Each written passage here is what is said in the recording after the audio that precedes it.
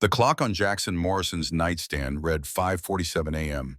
When his eyes opened without alarm, habit carved from 40 years of military discipline and motorcycle club life, dawn crept through gaps in the blinds of his modest riverside bungalow, casting pale bands across walls that held more ghosts than decoration. He swung legs over the mattress edge, joints protesting with the familiar ache of 62 years lived hard, and sat motionless for 30 seconds, performing the ritual that had sustained him through 2 decades of hollow mornings. The photograph rested where it always did, angled on the dresser to catch first light. Jennifer's smile frozen at 38, Tommy grinning in Little League uniform at age 8. The three of them captured at a moment when Jackson believed the universe owed him nothing because he already possessed everything worth having. The drunk driver who obliterated that certainty 20 years ago had served 18 months, walked free, and probably never thought about the Morrison family he'd erased from existence. Jackson thought about them every single day. He stood, vertebrae popping in sequence down his spine, and moved to the closet where Tommy's marine dress blues hung in dry cleaner plastic, never worn because the boy died 3 weeks before his scheduled enlistment. Jackson's Purple Heart sat in a box on the shelf above, earned in Da Nang in 1969 when a Viet Cong grenade turned his left leg into hamburger and killed 2 men standing close enough to share cigarettes. The medal meant nothing. Tommy's unused uniform meant everything. Coffee brewing, he stepped onto the back porch and surveyed a yard that Jennifer had once filled with roses and ambition. Now it hosted weeds and a single Harley-Davidson under a weathered tarp, the bike he rode when solitude felt less like comfort and more like penance. Riverside stretched out beyond his fence line, California sun already baking moisture from air that would hit 95 by noon. September heat lingered stubborn, refusing autumn's arrival. His phone vibrated against the kitchen counter. Cole Martinez, the club's vice president and closest thing Jackson had to a confidant, his name glowing on the screen. Jackson picked up without greeting. The voice on the other end carried tension underneath its casual tone. Church meeting, 10 o'clock. We got trouble brewing.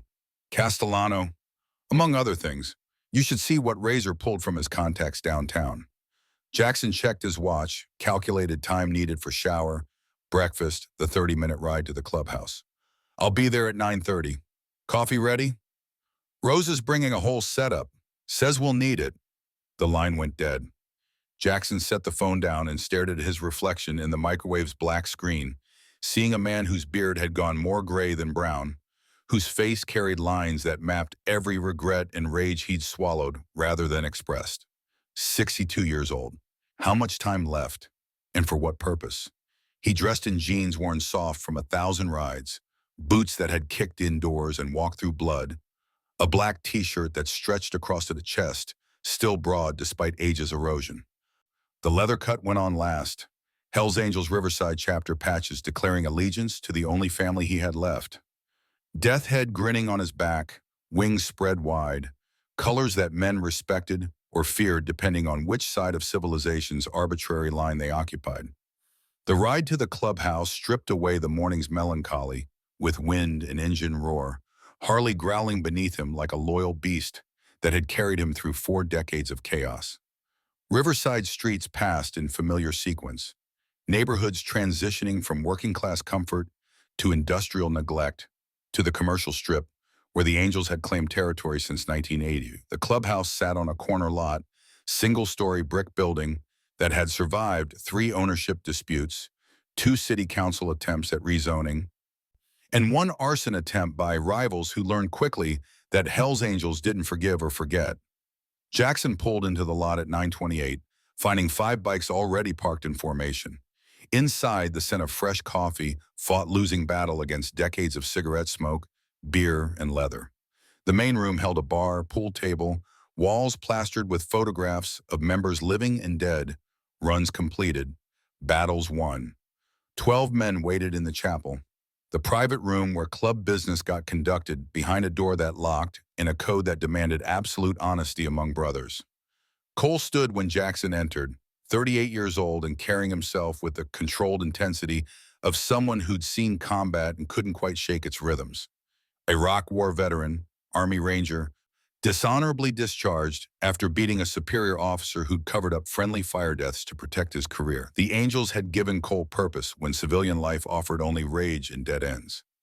Next to him, Razor Wilson sat lean and weathered at 60, Vietnam tunnel rat who still woke screaming some nights from dreams of crawling through Viet Cong underground networks with a pistol and a flashlight, knowing each turn might lead to bullets or bayonets in the dark. Ace Thompson, 61, Navy corpsman, who'd held together more dying Marines than he could count. Marcus Young, 28, youngest member, Afghanistan veteran carrying shrapnel in his back and guilt about the IED that killed his entire squad. T-Bone, Marcus's best friend, also 28, also marked by Helmand Province. The others filled out the circle. All military veterans, all men who'd found brotherhood in the club when the world outside wanted them to quietly disappear into landscaping jobs and therapy sessions that treated warrior experience like pathology needing cure. Jackson took his seat at the table's head. The gavel rested within reach, symbol of authority he'd carried for 12 years as president. Sometimes that responsibility felt like honor. Mostly it felt like weight. Let's get started. His voice carried command without volume. Cole, what have we got? Cole spread papers across scarred wood, bank statements, property records, surveillance photographs. Castellano's making moves. 3 members had break-ins last week. Nothing stolen, just warnings. Doors kicked in, personal items moved around, message delivered. Jackson studied the photos.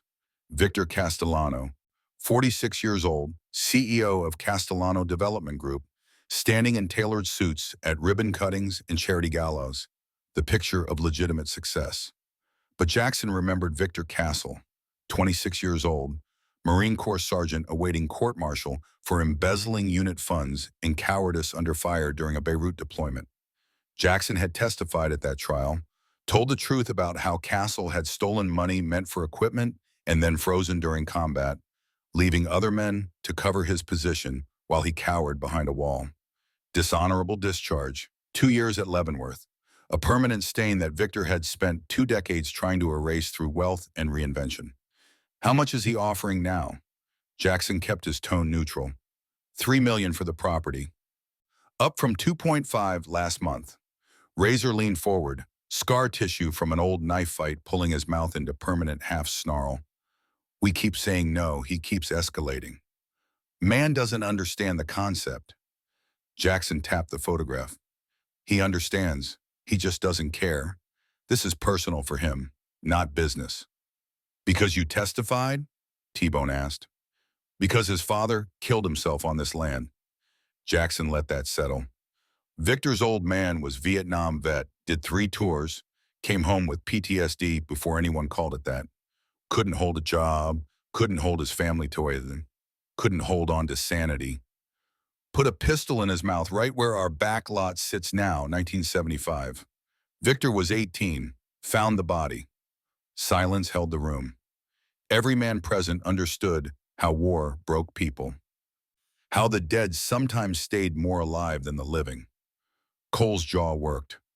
So this is about erasing that memory, building something on top of his father's blood, and getting revenge on me for speaking truth at his court-martial. 2 birds, 1 property deal. Jackson leaned back, chair creaking. What else do we know? He's hired outside help. Cole produced another photograph, this one grainy surveillance footage. Derek Kane, 30 years old, ex-Army washout, works as mercenary for whoever pays. Low-level enforcer, muscle for hire. Castellanos brought him in along with possible others. Intel says he's planning something bigger than break-ins. The room's temperature seemed to drop. Planning something bigger meant violence beyond intimidation, meant the line between property dispute and war was about to dissolve. Jackson looked at each face around the table, reading the same question in different expressions. How far would they go? How much blood were they willing to spill over a piece of land that held history and pride but no strategic value beyond symbolism? We vote. Jackson's hand moved to the gavel. Proposal on the table. Castellano wants our property.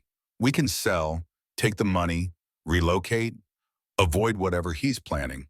Or we hold the line, defend what's ours, accept the consequences. Show of hands for selling. No hands rose. Jackson counted to 10, giving anyone who needed time to reconsider the space to do so. Still nothing. Show of hands for holding. 12 hands lifted in unison. The decision made, Jackson brought the gavel down once, the sound sharp and final. We hold. Anyone comes at us, we respond proportional and appropriate. No first strikes, but we don't roll over. Understood? Agreement rumbled through the room. Cole gathered his papers, but Jackson raised a hand. One more thing. We protect civilians. Whatever Castellano brings, we keep it away from people who didn't sign up for this life. That's non-negotiable. The meeting dissolved into smaller conversations, men discussing security rotations and defensive measures with the practiced ease of those who'd planned operations in far more hostile environments. Jackson stood alone at the window, watching traffic pass on the street beyond, wondering how many of these men would still be alive in 6 months if Castellano truly escalated, wondering if his pride was worth their blood. Rosa Delgado arrived at 10:30 carrying boxes that smelled like salvation. 64 years old, Marine Corps widow whose husband had died in the 1983 Beirut barracks bombing. She'd run the diner 2 blocks away for 30 years and served as the club's unofficial intelligence officer. Her network of waitresses and regulars feeding information about everything happening in Riverside's underbelly. She set breakfast burritos on the bar with the efficiency of someone who'd fed warriors before battle more times than she could count. You boys look too serious. Her voice carried authority that made grown men straighten spines. Whatever you're planning, do it smart, not angry. Jackson accepted a burrito, bit into eggs and chorizo that tasted like the childhood he'd left behind when he enlisted at 18. Just preparing for possibilities. Possibilities named Castellano. Rosa's dark eyes held his. That man's poison. Always has been. You be careful how you handle poison, Jackson. It spreads easier than you think. He nodded, not trusting himself to speak around the knot of gratitude and grief that formed whenever Rosa showed maternal concern. She'd buried one warrior already and watched hundreds more struggle through the aftermath of combat. Her compassion came without illusion, which made it precious. The club dispersed by noon, members heading to pieces or responsibilities, or simply rides that cleared heads before night brought fresh troubles. Jackson stayed behind, walking the property line, assessing vulnerabilities with tactical eye that still functioned despite decades of civilian life softening its edges. The back lot where Victor's father had died was just gravel and weeds now, unremarkable except for the ghost it hosted.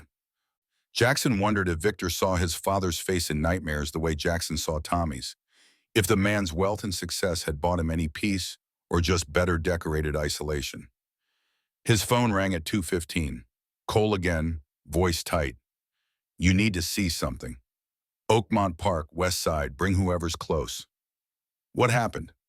Nothing yet, but I got a feeling. Trust me on this. Jackson trusted Cole's instincts the way he'd once trusted point men in Vietnam who could smell ambush before it sprang.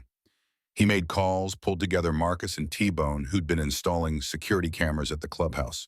Razor, who lived close enough to reach the park in 5 minutes. Ace and 2 others joined as they converged on Oakmont, 6 Harleys rolling through afternoon heat that shimmered off pavement. The park sat in a neighborhood that straddled the line between working-class stability and slow economic decay, playground equipment showing rust, grass brown from drought and neglect. Families scattered across picnic areas, children's laughter piercing the engine rumble as the Angels pulled into the adjacent parking lot. Jackson killed his bike and surveyed the scene, looking for whatever had triggered Cole's alarm. Nothing obvious presented itself. Young mothers watching toddlers, teenagers playing basketball on cracked asphalt courts, old men feeding pigeons while pretending their lives had meaning beyond killing time until death arrived. Just another Wednesday afternoon in Riverside. Then Jackson's eyes found her. Woman on a bench, late 20s, staring at a phone with the expression of someone receiving exclusively bad news. Dark hair pulled back, clothes clean but worn, purse that had seen better days resting at her feet. She looked up periodically to check on a little girl playing on the monkey bars. Child maybe 5 years old with curls that bounced as she navigated the equipment in sneakers 2 sizes too large. Something about the woman's posture triggered recognition in Jackson's chest, the particular slump of shoulders that came from carrying too much weight for too long without help. He'd seen that posture on Jennifer's face toward the end, when medical bills and Tommy's special needs had threatened to drown them before the drunk driver finished the job. He'd worn it himself in the months after their deaths, when getting out of bed felt like scaling Everest. The woman was drowning. Jackson could see it from 50 feet away. Cole materialized at his elbow, following Jackson's sightline. Her? What about her? Daughter was playing here yesterday when I rolled through. Overhead, the mom on her phone arguing with landlord about eviction. 14 days to vacate or sheriff comes with padlock and dumpster. A lot of people struggling. Jackson kept his voice neutral, fighting the pull of empathy that wanted to make someone else's crisis his problem. Yeah, but something about her felt off. Wrong kind of desperate. Cole paused. Then I noticed him. Jackson tracked Cole's subtle head tilt toward a cluster of eucalyptus trees at the parking lot's edge. Man in his late 20s, early 30s, black t-shirt and jeans, crouched beside Jackson's bike, with what looked like wire cutters in hand. The man's head swiveled, constant surveillance, checking angles, watching for witnesses while his hands worked at something near the front wheel. Every nerve in Jackson's body lit simultaneously. He'd seen men place IEDs in Iraq during his post-Vietnam contract security work, seen sappers wire explosives in Nam, knew the particular body language of someone committing sabotage while pretending innocence. The man moved to the next bike in line, Razor's custom chopper, repeating whatever action he'd just performed. Jackson's hand shot out, gripping Cole's arm hard enough to leave marks. Get everyone, quiet, circle him before he runs. Cole's eyes went wide as an understanding hit. He turned, moving with deliberate casualness toward Marcus and T-Bone, who stood comparing phone screens 20 feet away. Razor leaned against the park fence, smoking, close enough to reach in seconds. Ace talked with another member near the bikes, oblivious to danger. The saboteur finished with the second bike, started toward a third. Jackson calculated angles, distances, odds of catching him versus odds he'd vanish into surrounding streets if spooked. He took a step forward, then another, closing distance while trying to appear like he was just stretching legs after a ride. The man's head snapped up, eyes meeting Jackson's. Recognition flashed, calculation following immediately. He bolted. Jackson's shout cut across playground noise. Stop him! Everything happened in compressed seconds. The saboteur sprinted toward the street where a gray Nissan Altima sat idling with driver behind the wheel. Marcus and T-Bone reacted on combat instinct, moving to intercept. The woman on the bench jerked her head up, confusion crossing her features. The little girl on the monkey bars froze mid-swing. Then the child did something that would change everything.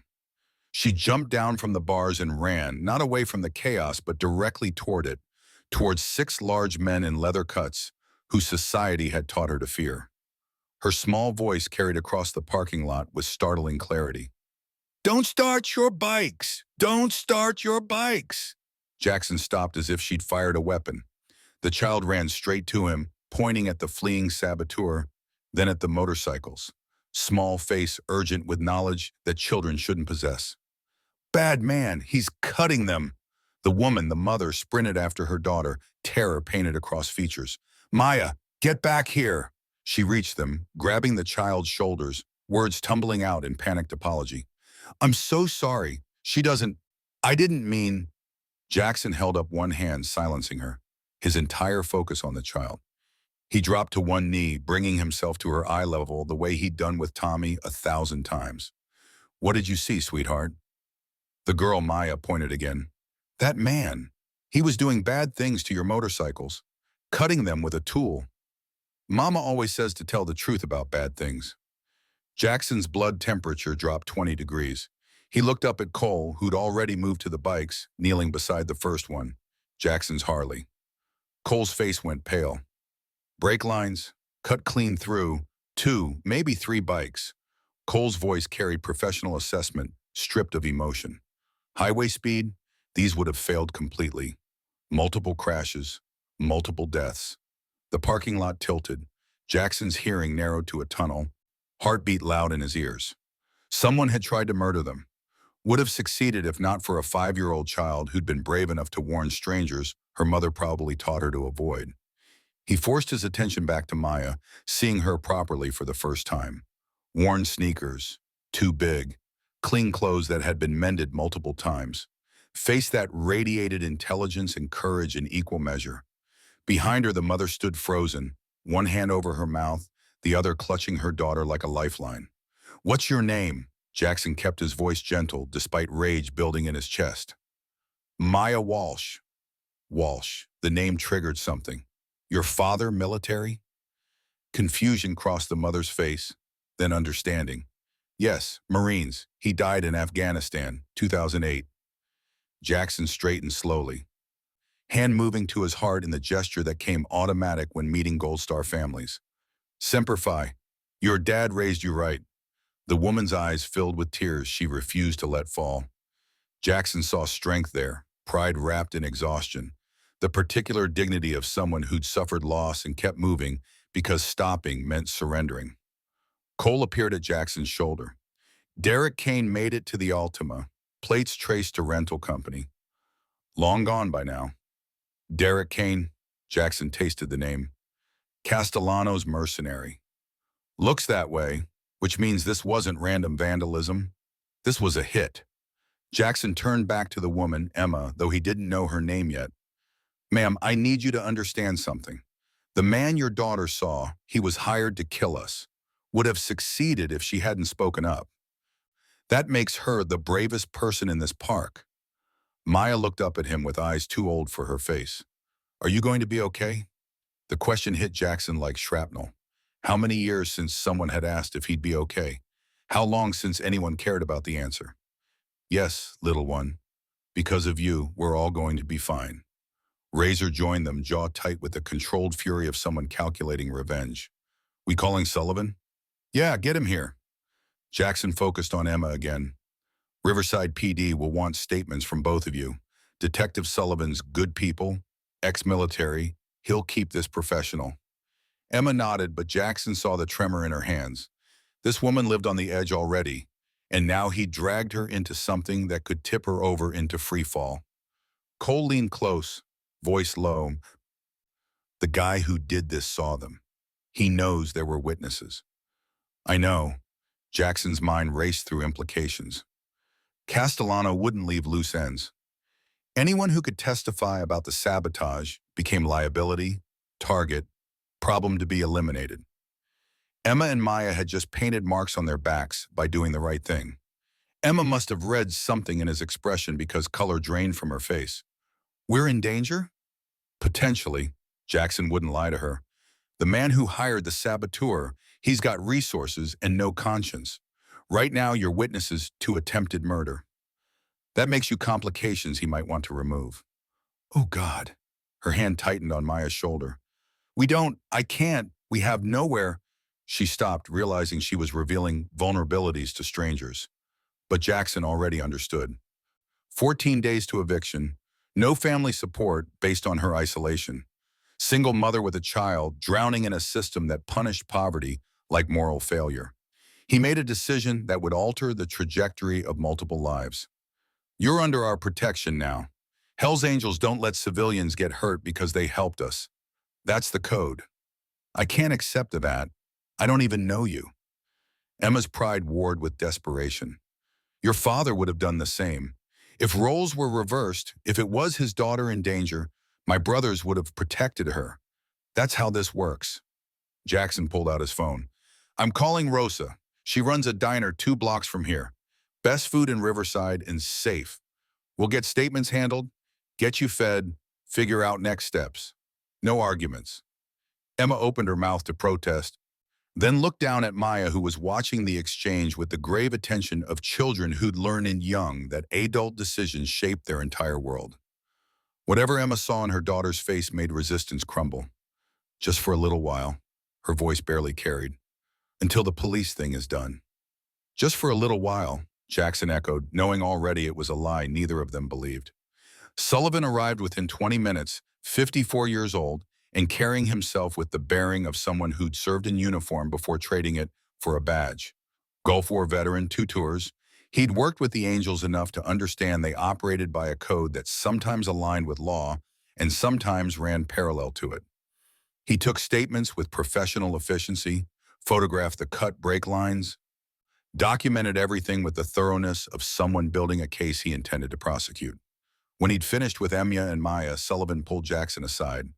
Derek Kane. We've got history on him. Ex-Army, dishonorably discharged for stealing weapons to sell on black market. Works as hired muscle now, mostly for people trying to keep their own hands clean. Like Victor Castellano. Sullivan's eyes narrowed. You got evidence tying Castellano to this? Common sense and pattern recognition. Man's been trying to buy our property for 6 months. We keep refusing, things keep escalating. Break-ins last week, attempted murder today. Math isn't complicated. Math that won't hold up in court without proof. Sullivan sighed. I'll bring Kane in for questioning, but unless he flips on who hired him, or we find paper trail connecting him to Castellano, charges won't stick. So the man who tried to kill us walks free. I didn't say that. I said legal options are limited. Sullivan's expression shifted, becoming something harder.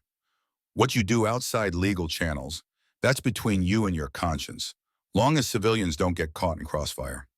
Jackson nodded, understanding the message. Sullivan would look the other way if justice came through extra-legal means, but innocence had to stay protected. The detective turned to leave, then paused. That little girl who warned you, she's something special. Make sure nothing happens to her. That's the plan. Rosa's Diner occupied a corner lot that had probably been elegant in 1950, but now wore decades like comfortable jeans, faded and creased, but perfectly broken in. Red vinyl booths, black and white checkered floor, jukebox in the corner that still played if you fed it quarters. Photographs covered the walls, military units from Vietnam through Iraq, Marines and Army and Navy all represented. Rosa's husband smiled from a frame above the register. Young and proud in dress blues that he'd died wearing when Hezbollah drove a truck bomb into the Beirut barracks. The diner went silent when 6 bikers walked in, followed by a young woman and small child. The handful of other customers, elderly couple nursing coffee, construction workers on late lunch, teenager doing homework in a corner booth, all tracked the movement with expressions ranging from curiosity to concern. Then Rosa emerged from the kitchen, steel gray hair pulled into a bun, apron splattered with evidence of serious cooking, and her face split into a smile that transformed the room's tension into something approaching warmth. Miss Maya, she addressed the child directly, ignoring all protocol and adult expectation. Any friend of these gentlemen is a friend of mine. I'm Rosa, and this is my place. What can I get you, honey? Maya glanced up at Emma for permission, then said shyly, Chocolate milkshake? Coming right up. And for you, Mama? Rosa's eyes took in Emma's worn clothes, the exhaustion carved into her young face, the pride fighting to stay upright under crushing weight. Just coffee, please. Black. Rosa's expression said she saw through that lie immediately. You need more than coffee. 2 burgers, fries, milkshake for the little one, coffee for you, and I'm bringing pane after whether you want it or not. Before Emma could protest, Rosa had turned to the kitchen, already calling out orders. Jackson guided them to a booth in the back corner, away from windows, instinct placing them where defensive positions could be maintained.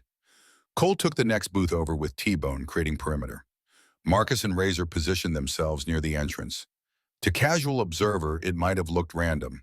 To anyone trained in security, it was clearly protective formation. Emma noticed.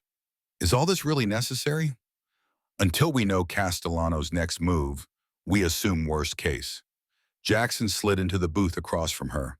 That means visible presence, deterrent force, message that you're not unprotected. I didn't ask for any of this. Your daughter saved our lives.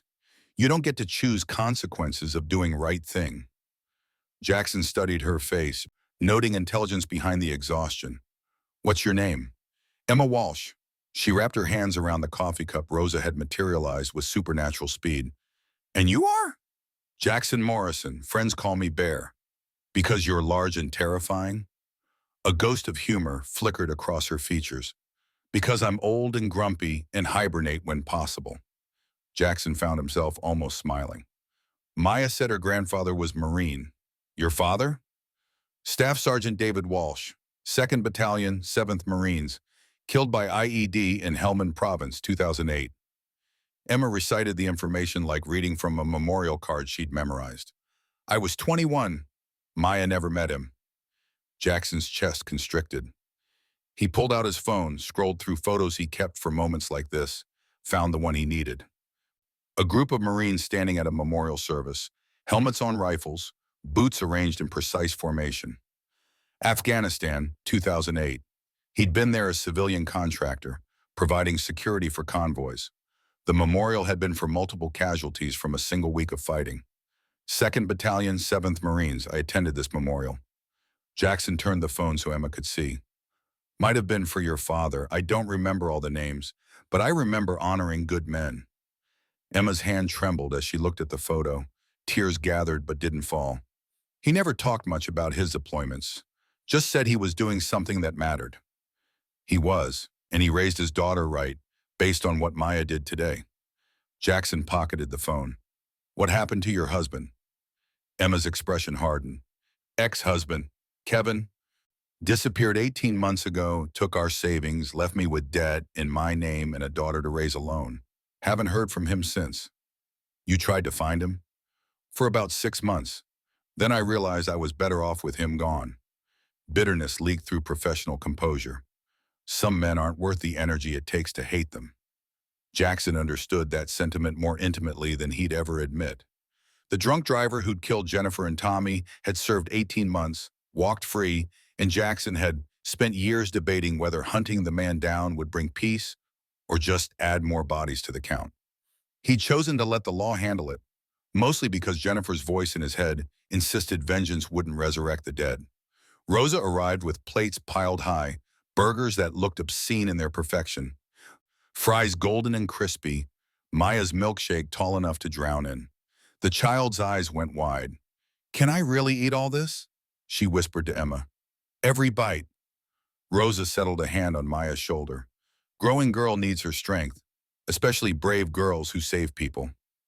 They ate in silence that felt companionable rather than awkward, Maya attacking her burger with the single-minded focus of someone who'd been hungry more often than she'd admit, Emma picking at her food before hunger overrode pride, and she devoured it with matching intensity. Jackson watched them, memory overlaying the scene with Jennifer and Tommy at this same diner 20 years ago, the three of them sharing a meal after church when life still made sense. Cole approached the booth when they had finished. Need to talk, private. Jackson excused himself, following Cole to the front where they could speak without being overheard. Cole's expression carried the weight of bad news. Ran Derek Kane through the system, multiple priors, assault, weapons charges, but always manages to slip prosecution. Good lawyer, better connections. Even if Sullivan brings him in, he'll be out in 24 hours. So we handle it ourselves. That's one option. Other option is we go after Castellano directly, make it clear civilian casualties are unacceptable. Cole paused. But that's escalation. Once we cross that line, there's no walking it back. Jackson looked through the diner window at Emma and Maya, the child's face covered in chocolate from the milkshake, the mother's expression softening as she wiped it clean. Two people who'd stumbled into a war they hadn't chosen. Civilians who deserved protection, not because of what they could offer, but because protecting the innocent was what separated men from monsters. We don't escalate, not yet, but we make sure Emma and Maya are safe, whatever that takes. Jackson's voice carried finality. Get the safe house ready. The Canyon Crest place? Yeah, 3 bedrooms, secure, better neighborhood than wherever they're living now. Move them in tonight. Cole's eyebrows rose. You sure that's a big commitment for someone we just met? Her daughter saved our lives. Her father died serving the same flag I did. That makes this personal. Jackson met Cole's eyes. You got a problem with it? No problem. Just making sure you've thought it through. I've thought it through. Jackson returned to the booth where Emma was trying to pay Rosa for the meal, and Rosa was refusing with the immovable stubbornness of someone who'd outlasted better negotiators. He waited until Emma gave up, then slid back into his seat. We need to discuss logistics. You said 14 days to eviction. Where are you living? Emma's defenses rose immediately. Small apartment near the university. Nothing fancy, but it's ours. For 14 more days. Then what? She had no answer. The silence stretched, painful and raw. Jackson leaned forward. Club owns a safe house. 3 bedrooms, good neighborhood, fully furnished. It's empty right now. You and Maya can stay there. I can't afford no rent, no utilities, no strings. Jackson held up a hand, stopping her protest. This isn't charity, it's protection. Right now, you're witnesses to attempted murder. The man who hired Derek Kane knows that, and he's got resources to make witnesses disappear. Best way to keep you safe is to keep you somewhere he can't find easily. Emma's jaw worked. For how long? However long it takes to resolve the Castellano situation. And what does resolve mean? Legal resolution or the other kind? Jackson respected her directness. Hopefully legal. Sullivan's building a case. But if Castellano comes at us again, if he threatens you or Maya, we'll handle it our way. Which means violence. Which means proportional response to threat level. We don't start wars, Emma, but we finish them. She looked at Maya, who'd fallen asleep against the booth's vinyl, small face peaceful in exhaustion. When Emma spoke again, her voice had changed, pride giving way to pragmatism.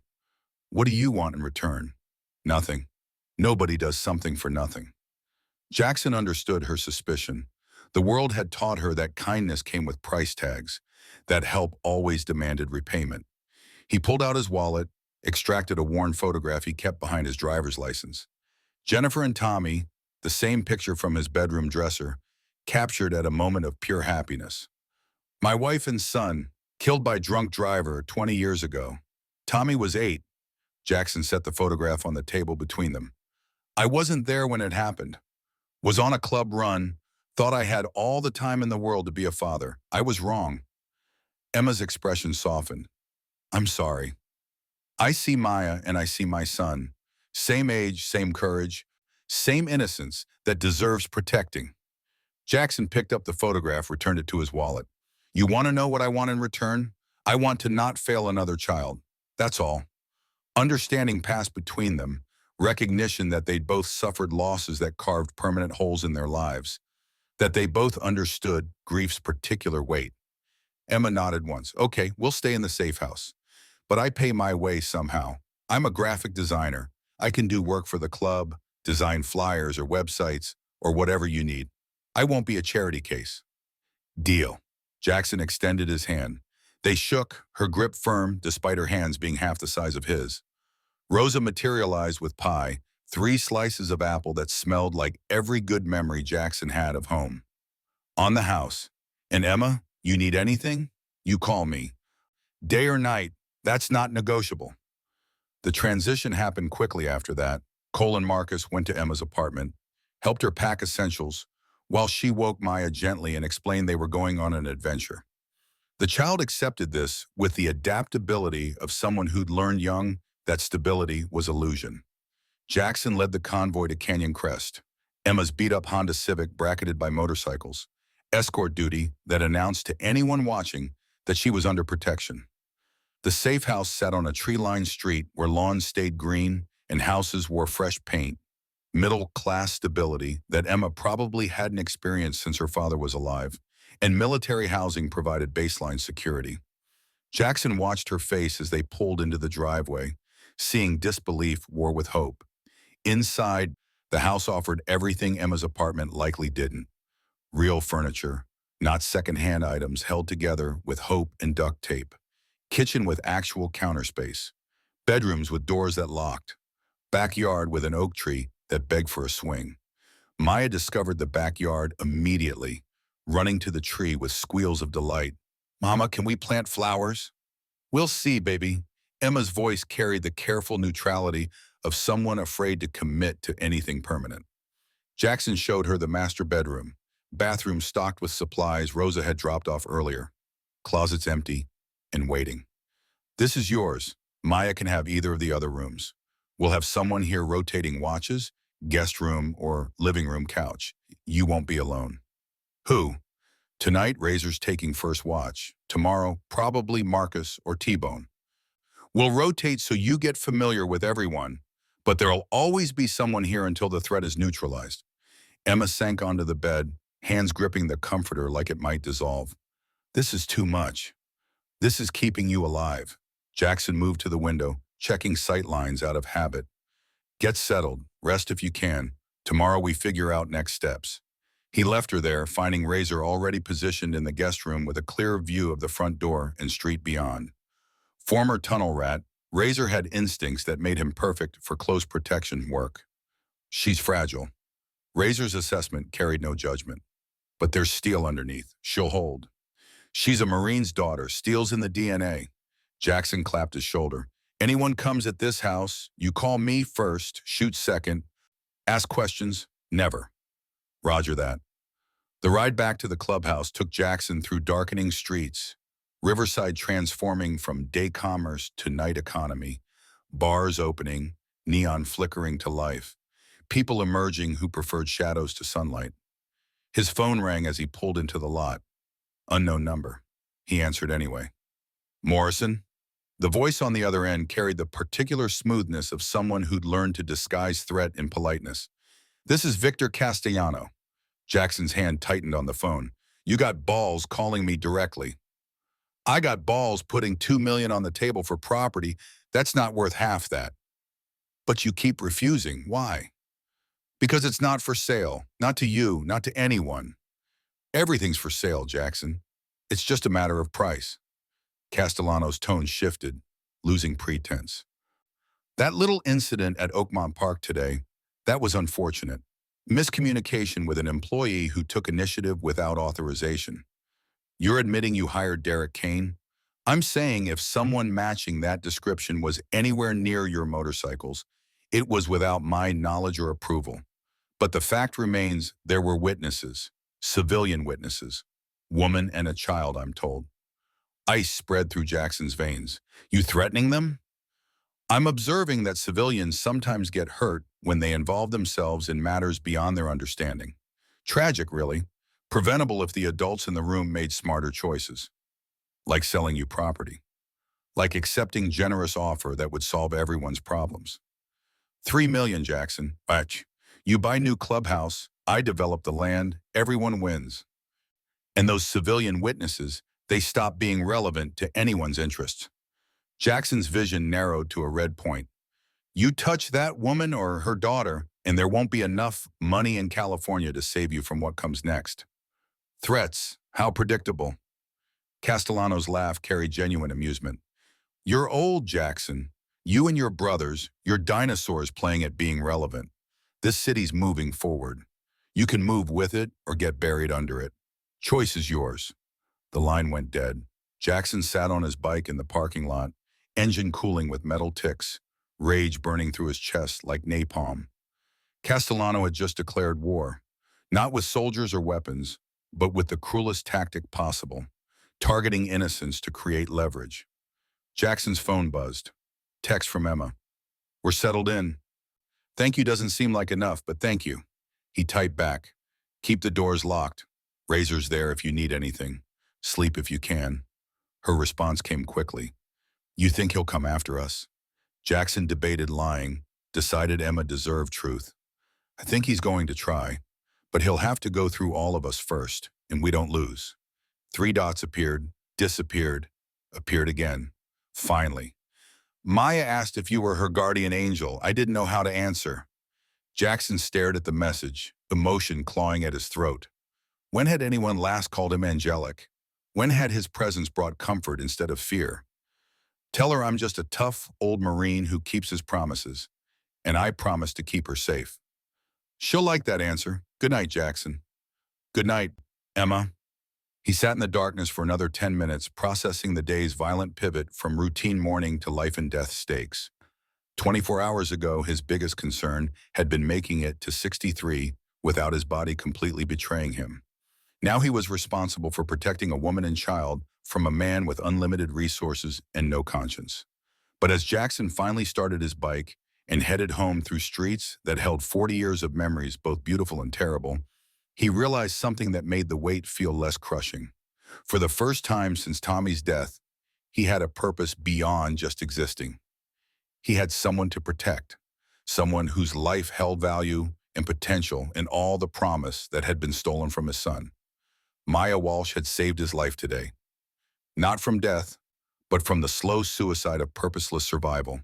And Jackson would spend however many days remained to him, making sure she got the chance to grow up safe, loved, and brave enough to keep warning strangers about bad men doing bad things. That was a legacy worth dying for, and if necessary, worth killing for. 3 days passed in uneasy calm that felt more like held breath than genuine peace. Emma navigated the safe house with careful gratitude, treating each comfort like something that might be revoked without warning. Maya adapted with child resilience, claiming the smaller bedroom as her kingdom and filling it with drawings that depicted motorcycles and men with beards alongside flowers and sunshine. Jackson visited daily, ostensibly checking security, but really needing to confirm they remained whole and unharmed. His presence anchoring something in his chest that had drifted untethered for 2 decades. The rotation worked smoothly. Razor took nights, hyper-vigilant from decades of sleeping light in hostile territory. Marcus handled mornings, his young energy matching Maya's as she chattered through breakfast about school and friends and whether motorcycles could fly if they went fast enough. T-Bone covered afternoons, teaching Emma basic security awareness without making her feel like prisoner in her temporary sanctuary. Cole stopped by evenings, discussing next steps with Jackson, while Emma pretended not to eavesdrop from the kitchen where she was learning Rosa's enchilada recipe. On the fourth morning, Jackson's phone shattered the illusion of normalcy. Cole's voice carried tension that bypassed pleasantries. "We got him, Derek Kane. Picked him up at a motel in San Bernardino. Razor's boys convinced him conversation was in his best interest. He talking? Like a revival preacher. You need to hear this. Clubhouse. 1 hour." Jackson found Emma in the backyard watching Maya chase butterflies through grass that needed mowing. Mother's vigilance, never quite relaxing, even in supposed safety. "I need to handle club business. Marcus will be here in 15 minutes. Emma turned, reading something in his expression. "You found the man who tried to kill you." "Not a question," Jackson nodded. "Found him. Now we find out who sent him." "Be careful." The words came automatic, reflexive concern that struck Jackson as intimate despite their brief acquaintance. Men who hire killers don't stop at one attempt. "That's why I'm being careful." He wanted to say more, wanted to explain that her concern mattered in ways he couldn't articulate, but Maya was running toward them with a flower clutched in small fist, and the moment dissolved into child joy. The clubhouse chapel held different energy when Jackson arrived. Derek Kane sat cable-tied to a chair in the center of the room, face showing evidence of persuasion that had stopped short of permanent damage. Professional roughing, enough to communicate seriousness without crossing into torture. The man's eyes tracked Jackson's entrance with calculation that suggested he was already bargaining internally, deciding what information bought what mercy. Jackson took his seat, letting silence build pressure. Around the table, 8 members waited with the patient menace of men who'd inflicted necessary violence and would do so again without hesitation. Cole stood behind Derek close enough that the younger man could feel breath on his neck. "Derek Kane." Jackson's voice carried no inflection. "Dishonorably discharged from the Army for weapons theft. Multiple assault charges, always walking because you've got expensive lawyers and selective memory. Now you're cutting brake lines on motorcycles in public parks. Ambitious career trajectory." "I want a lawyer." Derek's voice cracked slightly, bravado failing under scrutiny. "This isn't that kind of conversation. You're not under arrest. You are not getting Miranda rights. You're sitting in a room with men whose deaths you attempted, and the only thing determining whether you leave here in ambulance or body bag is how cooperative you become in the next 5 minutes." Derek's Adam's apple bobbed. "I didn't know you specifically. Just a job. Who hired you?" Hesitation. Jackson nodded to Cole, who produced a photograph from his pocket and held it in front of Derek's face. The image showed Maya on the playground, time-stamped from yesterday, telephoto lens suggesting surveillance from distance. "That's a 5-year-old girl who witnessed your sabotage. Cute kid, right?" Brave, too. Jackson leaned forward. Now imagine what kind of man sends someone to photograph children. Imagine what he's planning for witnesses who can testify against him. Derek's color drained. Jesus Christ, he never said anything about kids. He who? Castellano, Victor Castellano. The name spilled out with relief of confession. Hired me 3 weeks ago. First job was just surveillance. Document your routines, security gaps. Second job was the break-ins, send a message. Third job was supposed to be final. Make it look like mechanical failure, accidents happen. How much? 10 grand, 5 up front, 5 on completion. Jackson absorbed this. $10,000 to murder 6 men. The casual economics of violence. What else did he say? That you were stubborn assholes standing in the way of legitimate development.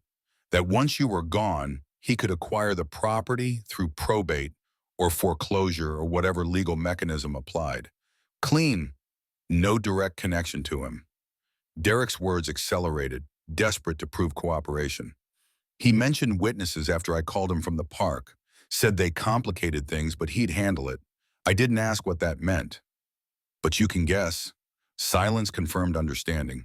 Derek knew exactly what handling witnesses entailed. Cole circled the chair. Predator energy radiating. Where's Castellano now? Office downtown, probably. Castellano Development Group, 7th floor of the Franklin Building. But he's got security, cameras, lawyers on speed dial. You can't just walk in there. We're not planning to. Jackson stood, decision crystallizing. Sullivan's going to want this statement. You're going to give it, full confession, names and dollar amounts in every detail. In exchange, we don't leave you in a ditch. That's the deal. Derek nodded frantically. Yeah, okay, whatever you need. One more thing. Who else is on his payroll? Any other contractors, muscle specialists? The hesitation returned, longer this time. Derek's eyes shifted, internal calculation visible. There might be someone. Castellano mentioned bringing in professional help if the first attempt failed. Didn't give a name, but said this guy was expensive and specialized in, quote, permanent problem solving. Jackson's blood temperature dropped. Professional problem solver meant assassin, someone who made witnesses disappear permanently. When? Didn't say, just that it was contingency plan. Cole and Jackson exchanged looks that communicated volumes without words. The threat level had just escalated from local hired muscle to someone with actual killing expertise. Emma and Maya weren't just at risk, they were actively hunted. Get Sullivan here. Jackson's command sent T-Bone moving toward the door. Derek, you're about to have the most cooperative afternoon of your life. Every question Sullivan asks, you answer truthfully and completely. Any lies, any omissions, and we revisit this conversation in less pleasant environment. Clear? Crystal. Sullivan arrived within 20 minutes, bringing recording equipment and the wary professionalism of someone who'd conducted 1,000 interrogations and knew this one actually mattered. He set up in the clubhouse office, shooing angels out with the casual authority of man who'd earned their respect through years of fair dealing. Jackson waited in the main room, pacing circles that wore imaginary paths in concrete floor. Rosa appeared with sandwiches nobody had requested but everyone needed, her presence calming the room's violent energy through sheer maternal force. She cornered Jackson near the bar, keeping her voice low. You're planning something stupid. I'm planning necessary response to credible threat. Tomato, tomato. What I'm saying is don't let rage make you sloppy. That little girl needs you thinking clear, not thinking revenge. Jackson met her eyes, seeing concern that came from burying one warrior and watching hundreds more chase ghosts into early graves. I'm thinking clear. Castellano hired an assassin. That assassin's coming for Emma and Maya. Only way to stop him is to remove the man signing the checks. Legally or otherwise? Preferably legally. Sullivan's building a case with Derek's testimony, but if law moves too slow and civilians are in crosshairs, then otherwise becomes necessary. Rosa's hand found his arm, grip surprisingly strong for someone her age. Jackson Morrison, you listen to me. You've already lost one family to violence you couldn't control. Don't lose another one by becoming the violence you're trying to stop. The words hit harder than fists. Jackson nodded, not trusting voice to respond without breaking. Sullivan emerged 2 hours later with the expression of prosecutor who just won the lottery. Got him, full confession, wire transfers, text message evidence on Derek's phone. Castellano's prints are all over this. I can get warrant for his arrest by end of day. What about the assassin Derek mentioned? Nothing concrete. Castellano was careful not to put that in writing. But Derek's testimony about the conversation might be enough to add conspiracy charges. Sullivan paused. How's your witness doing? Emma Walsh? Scared but holding together. Daughter's resilient. Good. I'll need formal statements from both of them, but I can take those at the safe house, minimize exposure, keep them locked down until we've got Castellano in custody. How long? Warrant by tonight, arrest by morning if we can locate him. Man like Castellano doesn't hide, though. He thinks money makes him untouchable. Jackson walked Sullivan to his car, question burning that needed asking without audience. Off the record, how solid is this case? Sullivan leaned against the sedan, choosing words carefully. Solid enough for arrest and indictment. Trial? Depends on how expensive his lawyers are and how well they can create reasonable doubt. Derek's a criminal with credibility issues. Physical evidence is circumstantial. We can prove money changed hands, but not explicitly what it purchased. So he might walk. He might. Systems designed to protect the wealthy, and Castellano's got wealth. Sullivan's jaw tightened, which is why I'm telling you off the record that sometimes justice happens outside courtrooms. I'm not encouraging anything. I'm just observing reality. Understanding passed between two veterans who'd seen enough of the world to know that legal and just didn't always overlap. Appreciate the honesty. Appreciate you keeping civilians safe. That woman and her kid, they didn't ask for this. Nobody asked for violence. It just finds people. Sullivan drove away, leaving Jackson standing in afternoon heat that felt oppressive despite September's approach to autumn. His phone buzzed. Text from Emma. Maya wants to know if you're coming for dinner. Rosa dropped off enough food to feed an army, and apparently we're expected to share. Jackson typed back.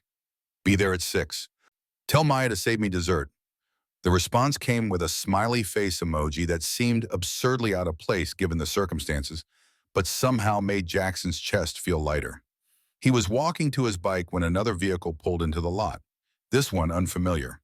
Black SUV with tinted windows, expensive enough to stand out in a neighborhood where most transportation came with 2 wheels and loud pipes. The driver's door opened. Man emerged who carried himself with military bearing that spoke of special operations background. Someone who'd operated in places where rules were suggestions and survival demanded flexibility. Late 50s, salt and pepper hair pulled into ponytail, weathered face showing old scars and older regrets. He wore Riverside Riders colors, rival club that had maintained tense truce with the Angels for 2 decades. Jackson's hand moved toward the pistol at his back, not drawing but ready. You're on the wrong side of town, Ghost. Raymond Ghost Patterson, president of the Riverside Riders, held up empty hands in gesture of peace. Came to talk, not fight. Give me 5 minutes. Talk fast. Ghost approached with careful steps that respected territorial boundaries while projecting confidence. Heard about your trouble with Castellano. Heard he hired Derek Kane to sabotage your rides. News travels fast. News involving attempted murder of half-dozen men travels at light speed in our community. Ghost stopped 10 feet away, maintaining distance that allowed conversation without threat. Thing is, Derek's one of mine, or was, low-level member who took outside contracts without clearing it with the club.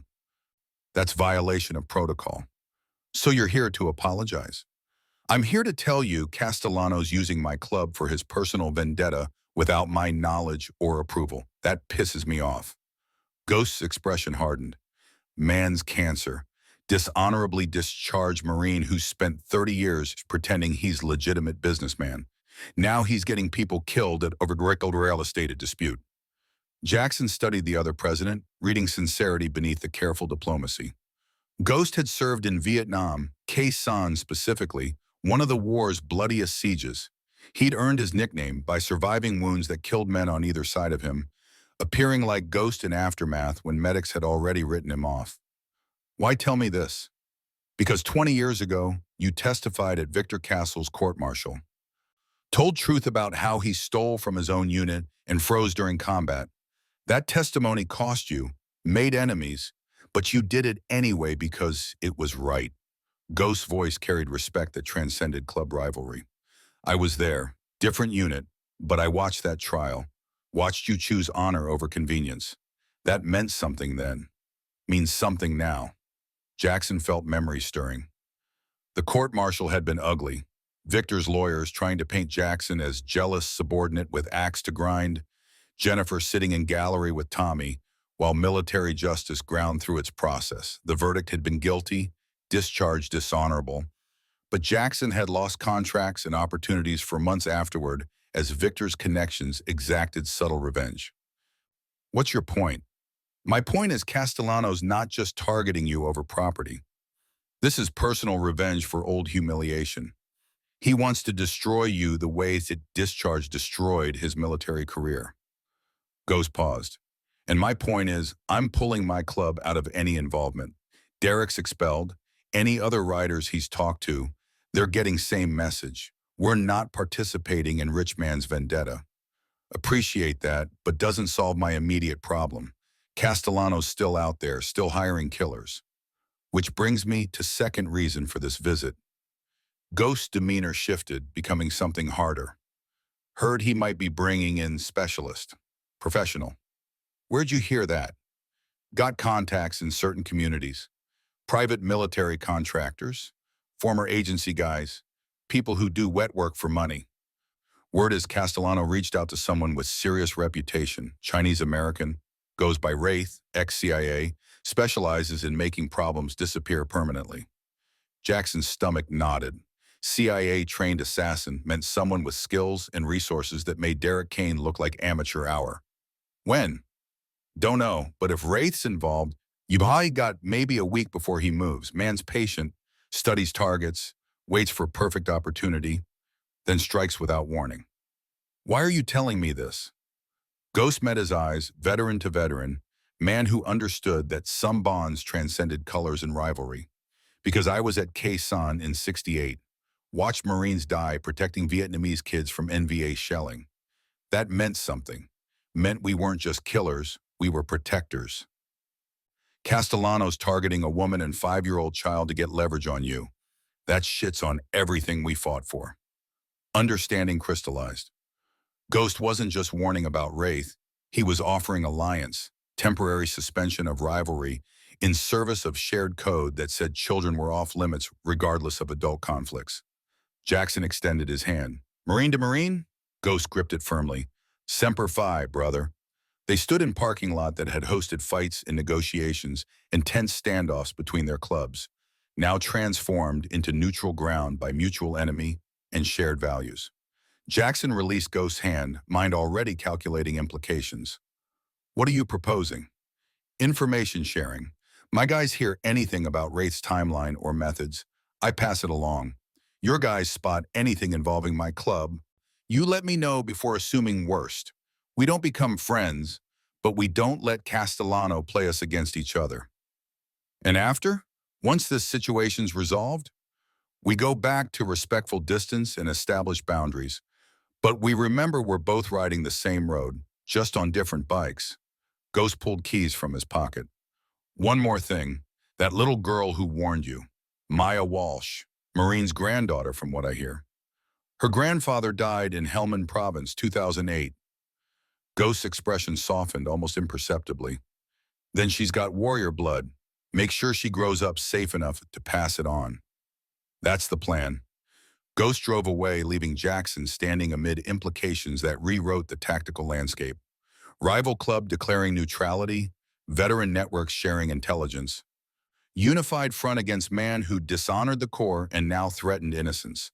The situation was evolving beyond simple property dispute into something that carried weight of old codes and older loyalties. His phone rang. Emma, voice tight with a controlled panic. Someone's watching the house. Black sedan, 2 men inside, parked across the street for the last hour. Marcus says it could be nothing, but it doesn't feel like nothing. Jackson was moving toward his bike before she finished speaking. Lock the doors. Get Maya into interior room with no windows. I'm 5 minutes out. Should I call the police? Marcus already did. I'm calling backup. The ride to Canyon Crest took 4 minutes of aggressive lane splitting and traffic violations that Jackson would have arrested himself for in younger, more law-abiding life. He arrived to find Marcus positioned at front window with pistol drawn, but held low, professional vigilance that came from Afghan deployment where threats materialized from civilian populations without warning. The black sedan was still parked, two figures visible through tinted windshield. Jackson parked his bike blocking the driveway, deliberate statement of presence and capability.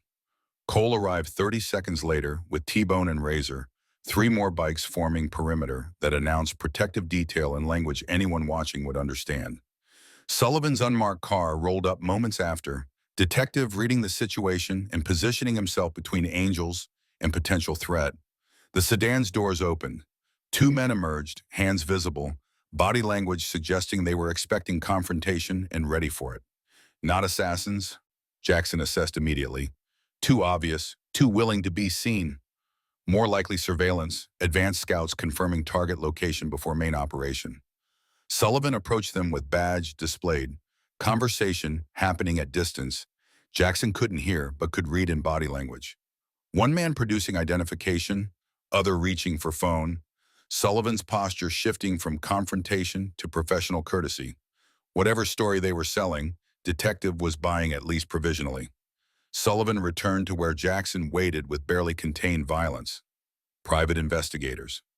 Licensed, legitimate, working for law firm that represents Castellano Development Group. They're documenting witness locations for potential civil suit. Civil suit?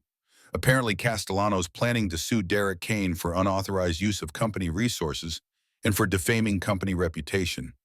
These guys are gathering evidence about who knew what when. Sullivan's expression conveyed what he thought of that legal theory. It's bullshit, but it's legal bullshit. I can't move them for doing their jobs. Jackson watched the investigators watching Emma's house, calculating, documenting. They're not here for lawsuit. They're confirming targets for Wraith.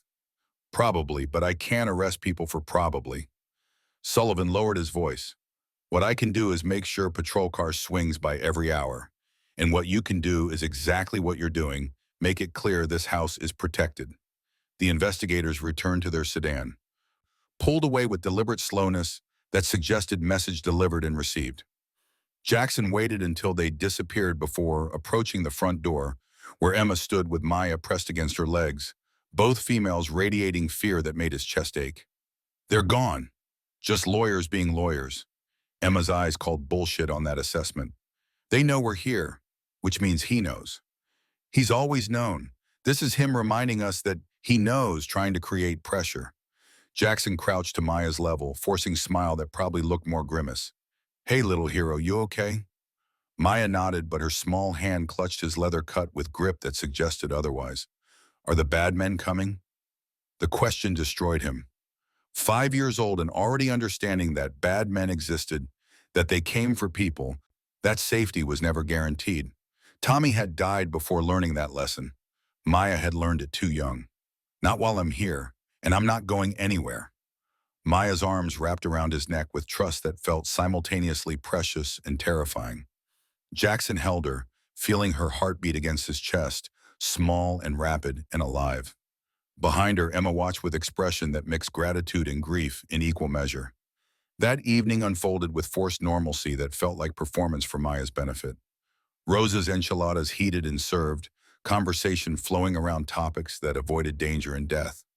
Maya chattering about school project involving butterfly life cycle. Emma asking questions about motorcycle maintenance with genuine interest that surprised Jackson. Marcus entertaining them with stories from Afghanistan that had been sanitized of anything resembling actual trauma. After dinner, Maya demanded Jackson read bedtime story, pulling him into her room where walls displayed drawings of flowers and motorcycles in crayon-bright optimism. The book was standard fairy tale fare, Princess and Dragon and Brave Knight.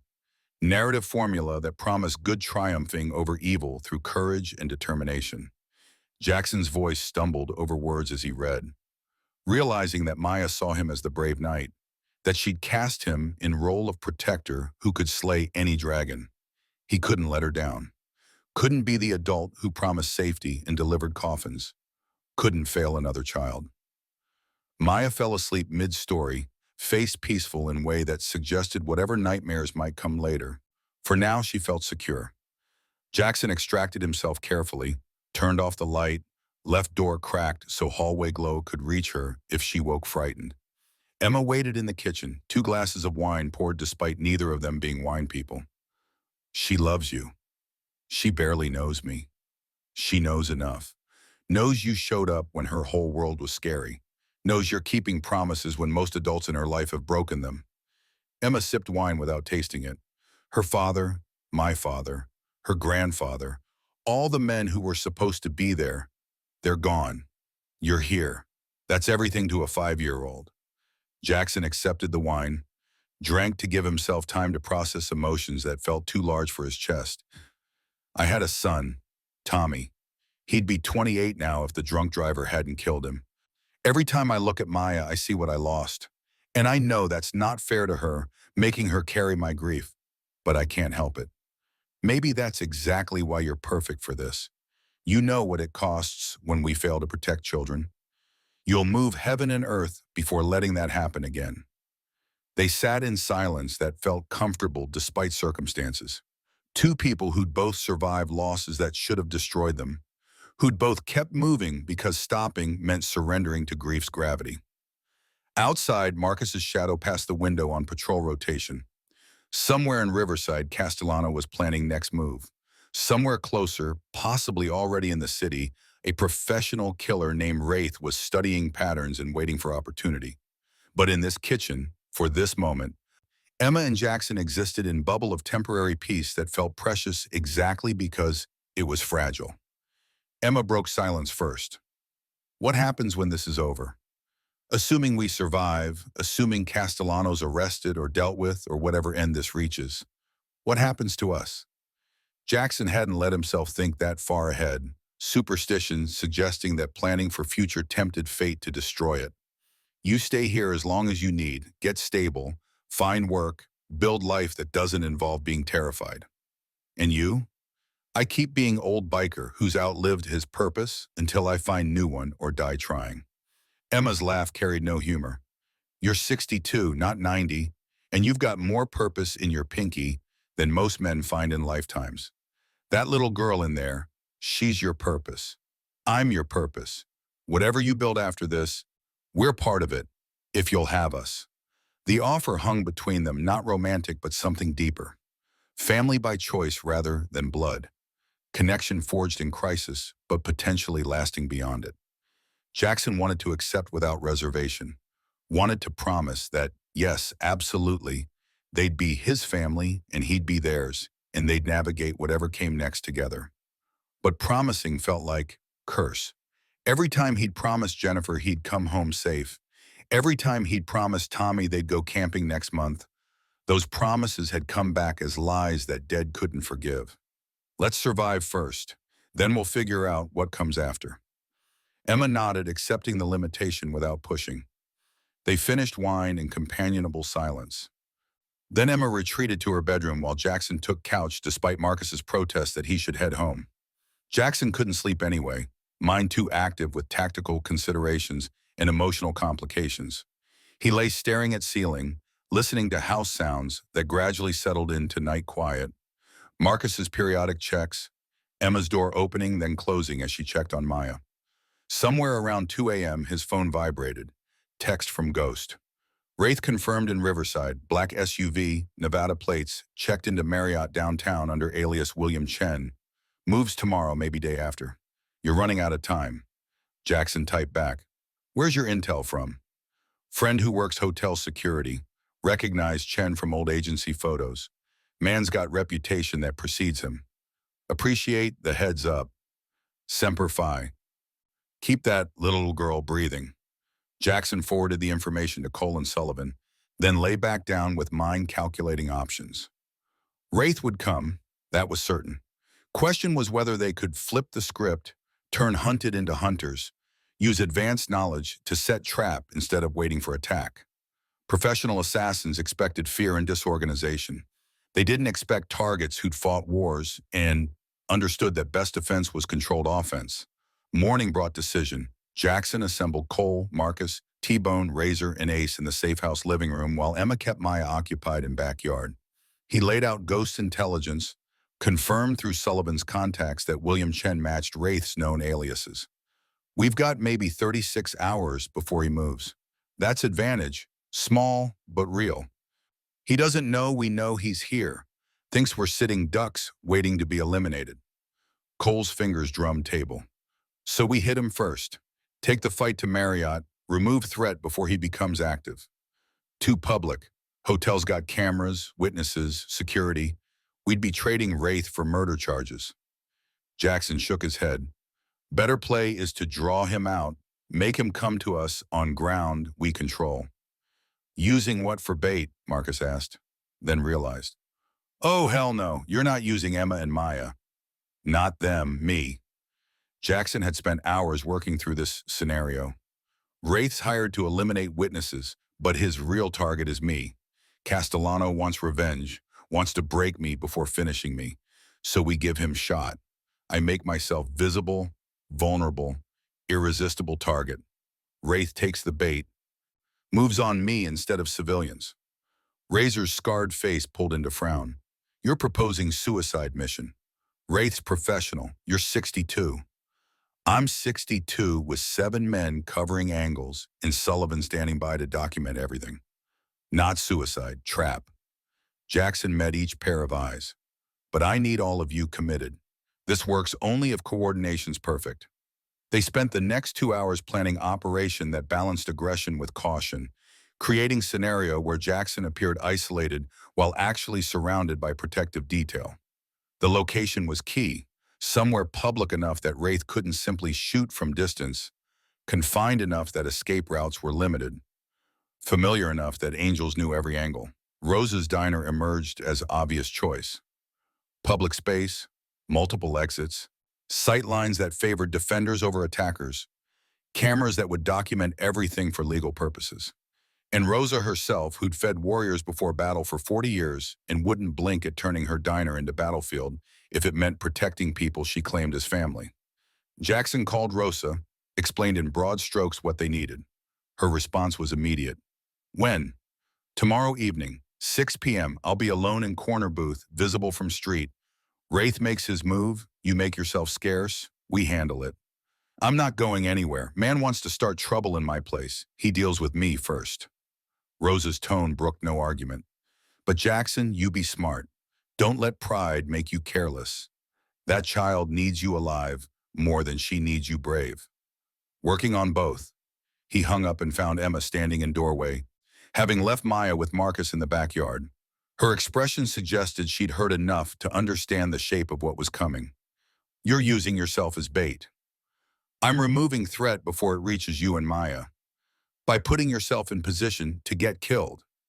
By putting myself in position to end this with minimal civilian exposure. Jackson stood, closing distance between them. Emma, I've been ready to die for 20 years. Since Jennifer and Tommy, I've just been existing, waiting for purpose or end, whichever came first. This is purpose.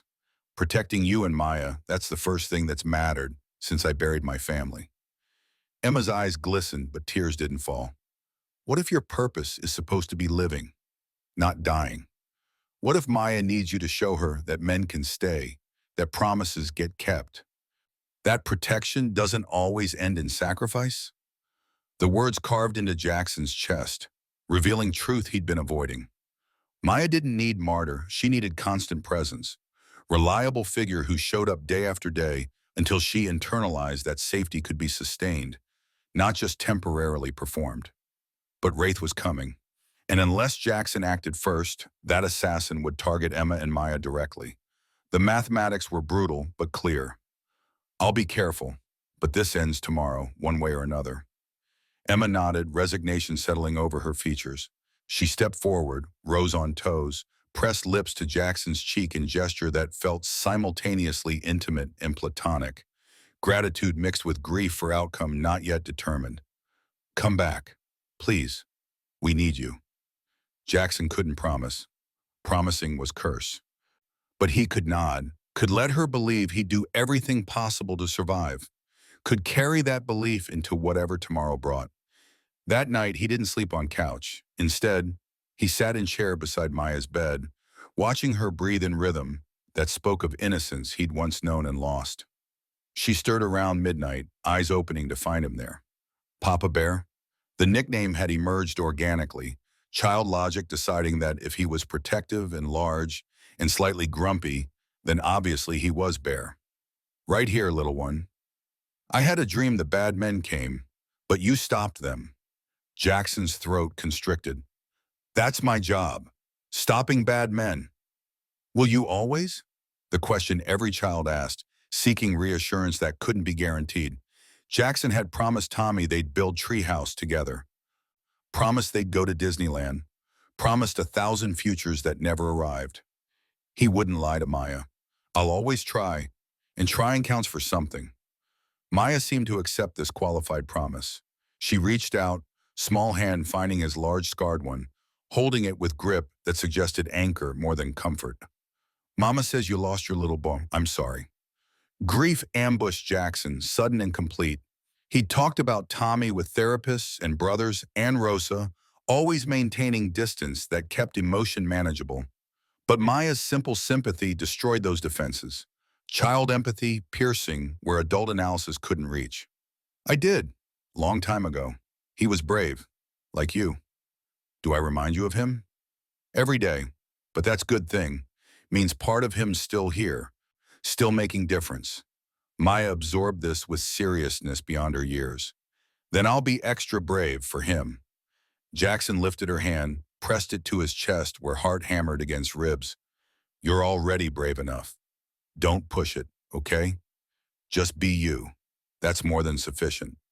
She smiled, satisfied, and drifted back to sleep with hand still clasped in his.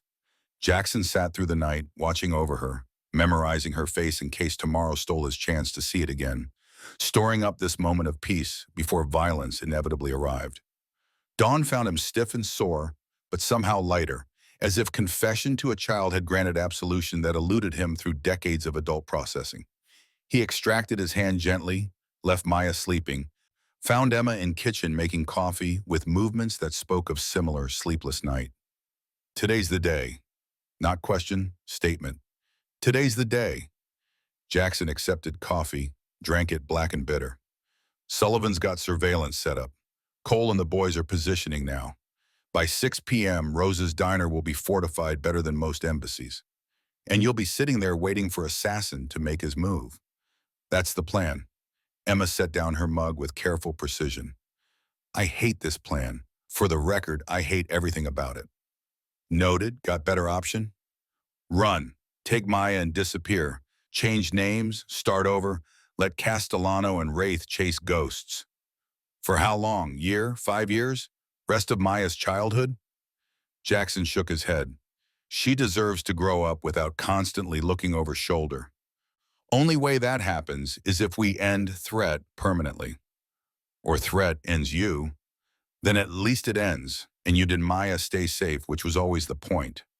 They stood in kitchen that smelled of coffee and unspoken fear, two people who'd become family through crisis and now face potential dissolution through violence, neither controlled, but both accepted as inevitable. Outside, sun climbed California sky that promised heat and danger in equal measure. Somewhere in Riverside, a man named Wraith was preparing weapons and strategy, and in a diner that had fed warriors for 40 years, Rosa was setting the table for final confrontation. Jackson checked his watch. 12 hours until showdown. 12 hours to make peace with outcome, whatever it might be. The hours before 6 p.m. stretched and compressed simultaneously, time behaving like elastic under tension. Jackson spent them in methodical preparation that felt ritualistic, cleaning weapons he hoped wouldn't fire, checking gear that might save or fail him, writing letter to Maya he prayed she'd never need to read. The safe house hummed with controlled energy as angels rotated through, each man receiving assignment and executing it with professional precision born from combat experience. Cole coordinated from command position in van parked 2 blocks from Rose's diner. Surveillance feeds from 6 cameras providing overlapping coverage of every approach angle. Marcus and T-Bone occupied apartment across the street, sniper rifles positioned for long-range interdiction if situation deteriorated beyond containment. Razor waited in diner kitchen, close enough to respond within seconds if Jackson needed immediate backup. Ace drove perimeter routes, watching for suspicious vehicles or patterns that suggested Wraith's approach. Sullivan had positioned unmarked cars at 3 intersections, officers briefed on situation, and authorized to respond with force if civilians entered danger zone. The detective himself sat in booth near diner entrance, newspaper and coffee providing cover, while earpiece kept him connected to Angel Communications Network. Legal justification was thin, but Sullivan had made peace with operating in gray areas when circumstances demanded flexibility. Ghost's contribution arrived at 4 p.m. via encrypted text. Wraith left hotel 30 minutes ago. Black SUV heading your direction. Passenger seat occupied. Possible spotter or backup. You've got maybe 90 minutes. Jackson forwarded information to Cole, received confirmation that all positions were locked and ready. He dressed in clean clothes, jeans, and black t-shirt under his leather cut, wanting to look presentable if this was his last day breathing. The thought didn't frighten him as much as it probably should have. 62 years had contained enough pain and loss that death felt less like enemy and more like old acquaintance finally keeping appointment. Emma found him in the garage checking his Harley's fluids with unnecessary thoroughness, displacement activity that kept hands busy while mind processed what came next. She leaned against door frame watching him work, Maya playing in the backyard under Marcus's distant supervision, child laughter drifting through afternoon heat. You look like you're going to funeral. Her voice carried observation without judgment. Maybe I am. Maybe it's Wraith's. Maybe it's mine. Either way, someone's dying today. Emma crossed distance between them, invaded personal space with deliberate intimacy, hands finding his face and forcing eye contact. Listen to me carefully, Jackson Morrison. You don't get to die. Not today, not because of us, not before Maya gets to see what kind of man you'll be when peace comes. You promised her you'd try. Trying means surviving, not martyring yourself. I'm doing what's necessary. Necessary would be letting Sullivan handle it. Necessary would be protective custody and witness relocation. This is you deciding your life matters less than ours, and I'm calling bullshit. Her eyes blazed with anger that masked terror. You want to protect us? Then stay alive. That's how you protect us. By being there tomorrow and next week and next year, showing Maya that men can be counted on. Jackson's hands covered hers, feeling warmth against his scarred palms. If I let Wraith come for you, if I put you in position where a professional killer has clear shot and something happens, I couldn't live with that. Better I take the risk than force you to. Except you're not just you anymore. You're Papa Bear. You're the first stable male figure Maya's had. You're the man I trust to keep promises when everyone else broke them. Emma's voice cracked slightly. You don't get to decide your death is acceptable collateral damage. We need you. Please understand that. The plea destroyed Jackson's careful emotional control. He pulled Emma close, feeling her heartbeat against his chest. Breathing in scent of shampoo and fear and desperate hope. I'll be careful. I'll come back. I promise. Promising was cursed, but some moments demanded it regardless. Maya ran into the garage at that moment, froze seeing adults embracing, processed scene with child logic that leaped to conclusions. Are you getting married? The question shattered tension into something approaching laughter. Emma released Jackson, knelt to Maya's level. No, baby. Just saying goodbye before Mr. Jackson handles some business. What kind of business? Grown-up kind, boring meetings and talking. Emma smoothed Maya's curls with maternal tenderness. He'll be back for bedtime story, won't you? Maya's eyes found Jackson's, searching for confirmation that adults sometimes withheld when truth was too frightening. He crouched beside Emma, bringing himself to child eye level. I'll be back. That's a promise, and Marines keep their promises. Always? Always when it involves brave little girls who save bikers. Maya seemed satisfied. She threw arms around Jackson's neck with unself-conscious affection that made his chest ache. Be safe, Papa Bear. You too, little one. The ride to Rosa's diner took Jackson through riverside streets that held 40 years of memories, every corner associated with moments both beautiful and terrible. He'd ridden these same roads with Jennifer on the back of his bike, laughing into wind that carried them toward futures they'd never reach. He'd driven them in pickup truck with Tommy's car seat secured, singing along to children's music that grated but brought joy. He'd navigated them alone after the funerals, numb and purposeless, wondering if the next turn might deliver oblivion. Now he rode toward confrontation that would determine whether he earned right to new memories or joined old ghosts in permanent residence. Rosa stood in diner doorway when he arrived, arms crossed, expression mixing concern with steely determination. You're early. Wanted to make sure setup was right. Jackson parked his bike in visible spot, announcement to anyone watching that Target had arrived. Inside, the diner held 3 customers who were actually angels in civilian clothes, positioned to look casual while maintaining awareness of every entrance and window. Rosa had cleared her usual evening rush with excuse about private event, disappointing regulars but keeping them safe from potential crossfire. Jackson took corner booth that offered sightlines to street while putting his back against solid wall. Rosa brought coffee without asking, set it down with hands that trembled almost imperceptibly. This is stupid, you know that, right? Sitting here like duck in shooting gallery? Duck with very good coverage. Jackson gestured subtly toward concealed positions. I'm safer here than anywhere. Safe is relative when professional killer wants you dead.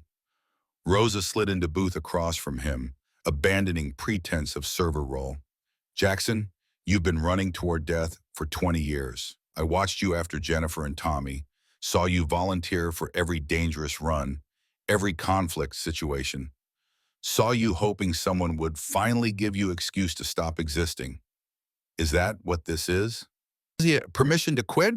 The accusation hit harder because it carried truth. No, this is me choosing to protect people who matter. Different motivation. Is it? Or are you just telling yourself that while secretly hoping Wraith's better than you, faster than you, lucky enough to end your suffering? Jackson met her eyes, seeing concern that came from decades of watching men self-destruct in ways both spectacular and mundane. Month ago, you might have been right, but Maya changed something. Emma changed something. I want to see them safe, not because I'm ready to die, but because I'm finally ready to live. And that means removing threats that prevent it. Rosa studied his face, reading sincerity beneath the layers of damage and defense. She nodded once, satisfied. Then don't get killed. That little girl's already practiced her goodnight hug for when you come back. She stood, returned to kitchen where Razor waited with weapons and readiness, leaving Jackson alone with coffee and thoughts that circled like vultures. His phone buzzed. Text from Cole. Wraith's SUV spotted 3 blocks out. 2 occupants, driver and passenger. Moving slow, surveilling area, ETA 4 minutes. Jackson typed back. All positions hold until my signal. Let him make first move. The waiting was always worst part of combat, seconds expanding into geological time, while adrenaline prepared body for violence that might or might not materialize. Jackson sipped coffee that tasted like ash, watching street through diner window, cataloging every vehicle and pedestrian for threat assessment. Black SUV rolled past slowly, tinted windows preventing clear view of occupants. But Jackson felt weight of surveillance like physical touch. The vehicle continued down the block, turned corner, disappeared. Not attacking, just confirming intelligence, making sure target was present and apparently vulnerable. Cole's voice crackled through earpiece Jackson wore. He's circling, probably looking for trap indicators, counter surveillance, anything suggesting this isn't what it appears. Let him look. He'll find civilians in regular diner operation. Nothing to suggest Angel's presence beyond my bike. Your bike's a pretty big suggestion. Yeah, but I ride here all the time. Routine behavior, not tactical setup. The SUV made 2 more passes over next 20 minutes, each circuit tightening spiral that suggested Wraith was committing to engagement. Jackson forced himself to appear relaxed, reading newspaper Sullivan had left, occasionally checking phone, performing normalcy while every nerve fired alert signals. Sullivan's voice replaced Cole's in the earpiece. SUVs parking 2 blocks east, both occupants exiting. Male, Asian, mid-40s, athletic build, carrying small bag. Second male, Caucasian, younger, similar build. Moving on foot toward your position. Jackson's pulse elevated, but he kept breathing steady, remembering lessons from Vietnam about controlling fear response. Wraith was coming. The trap was springing. Now execution would determine whether carefully laid plans survived contact with professional killer. Rosa emerged from kitchen with pie slice Jackson hadn't ordered, setting it down with deliberate care. 2 men approaching from east. You want me to lock the door? No, let them enter. Natural response is better than defensive posture. She nodded, retreated, but Jackson noticed she positioned herself near the kitchen where Razor waited. The 3 civilian-clothed angels shifted subtly, hands moving closer to concealed weapons, eyes tracking entrance while maintaining illusion of disinterest. The diner door opened. 2 men entered, Wraith immediately identifiable by the way he moved, economy of motion that spoke of serious training and significant experience. His companion was muscle, backup or spotter, less refined but dangerous in the way large men with violent skills always were. Wraith's eyes swept the diner in assessment that took perhaps 2 seconds, cataloging every person and potential threat, lingering on Jackson with recognition that confirmed target identification. Then his hand moved toward the bag he carried, motion smooth and practiced, suggesting weapon within easy reach. Jackson raised his voice just loud enough to carry. Thomas Chen, or do you prefer Wraith? The assassin froze, surprise flickering across features trained to reveal nothing. Using his name was power move, announcing that Jackson knew exactly who he faced, that intelligence had penetrated operational security Wraith assumed was intact. You're well informed. Wraith's voice carried no accent, neutral American English that could have come from anywhere. Makes this easier, you know why I'm here. Victor Castellano hired you to eliminate witnesses, woman named Emma Walsh and her 5-year-old daughter Maya, along with me, for good measure. Nothing personal, just business. When it involves killing children, it's always personal. Jackson remained seated, projecting calm while calculating distances and angles. Wraith stood 15 feet away, companion slightly behind and to the right. Kitchen was 20 feet at Jackson's back.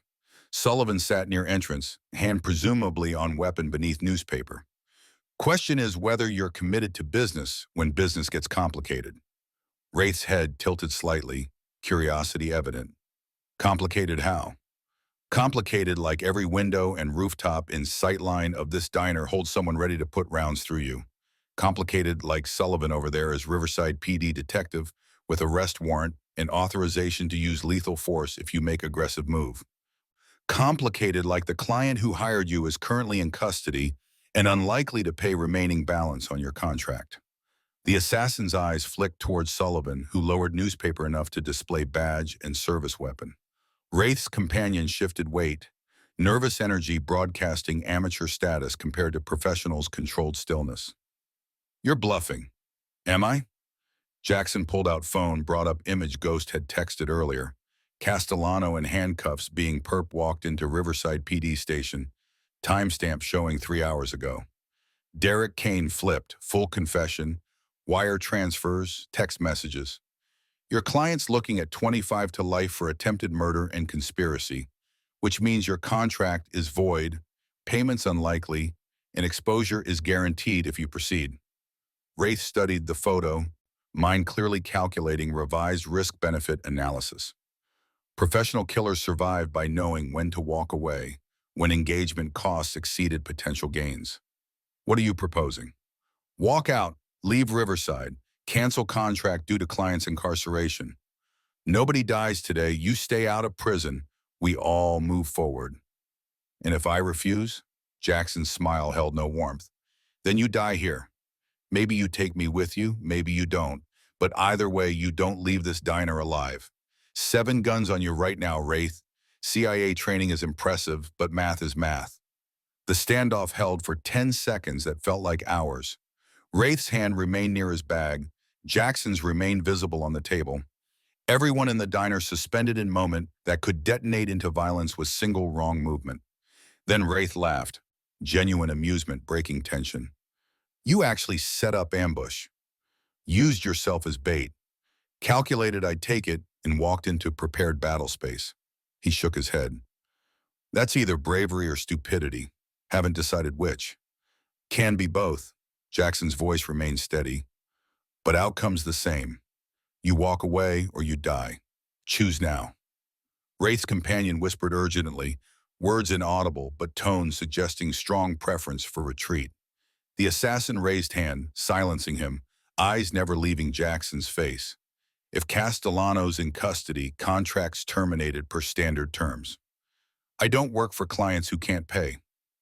Wraith stepped backward toward the door, movements careful and non-threatening.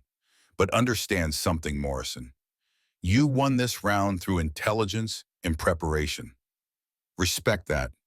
But if circumstances change, if someone else hires me for similar work, we'll meet again under different conditions. Looking forward to it. Wraith and his companion exited, footsteps receding down sidewalk. Cole's voice crackled through earpiece. They're heading back to SUV. Want us to intercept? Negative, let them go. Jackson released breath he'd been holding, feeling adrenaline crash begin. Sullivan, you get all that on recording? The detective stood, moving to Jackson's booth with equipment bag. Every word. Wraith just admitted he was hired for contract killing. Combined with Castellano's arrest, this nails down conspiracy charges. DA's going to have field day. Rosa emerged from kitchen, Razor behind her with rifle that had been tracking Wraith through wall. That was either the smartest or dumbest thing I've ever witnessed. Haven't decided which. Wraith said the same thing. Jackson's hands trembled slightly, delayed stress response he couldn't quite control. Is it really over? Sullivan pulled out phone, checked messages, nodded. Castellano was arraigned 2 hours ago. Judge denied bail based on flight risk and severity of charges.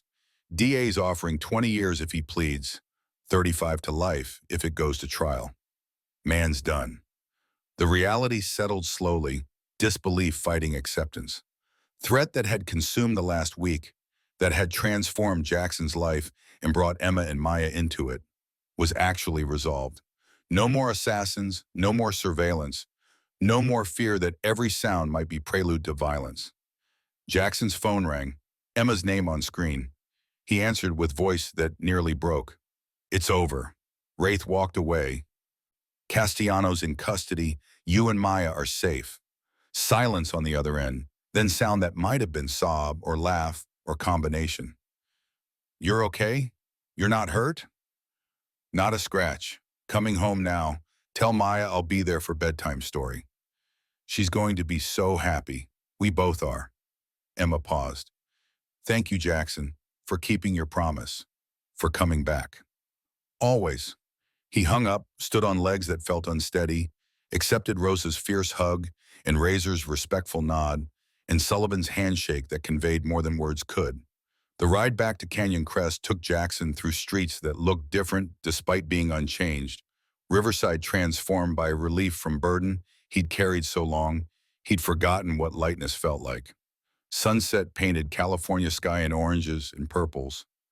Beauty that Jackson actually registered instead of viewing as mere transition between danger periods.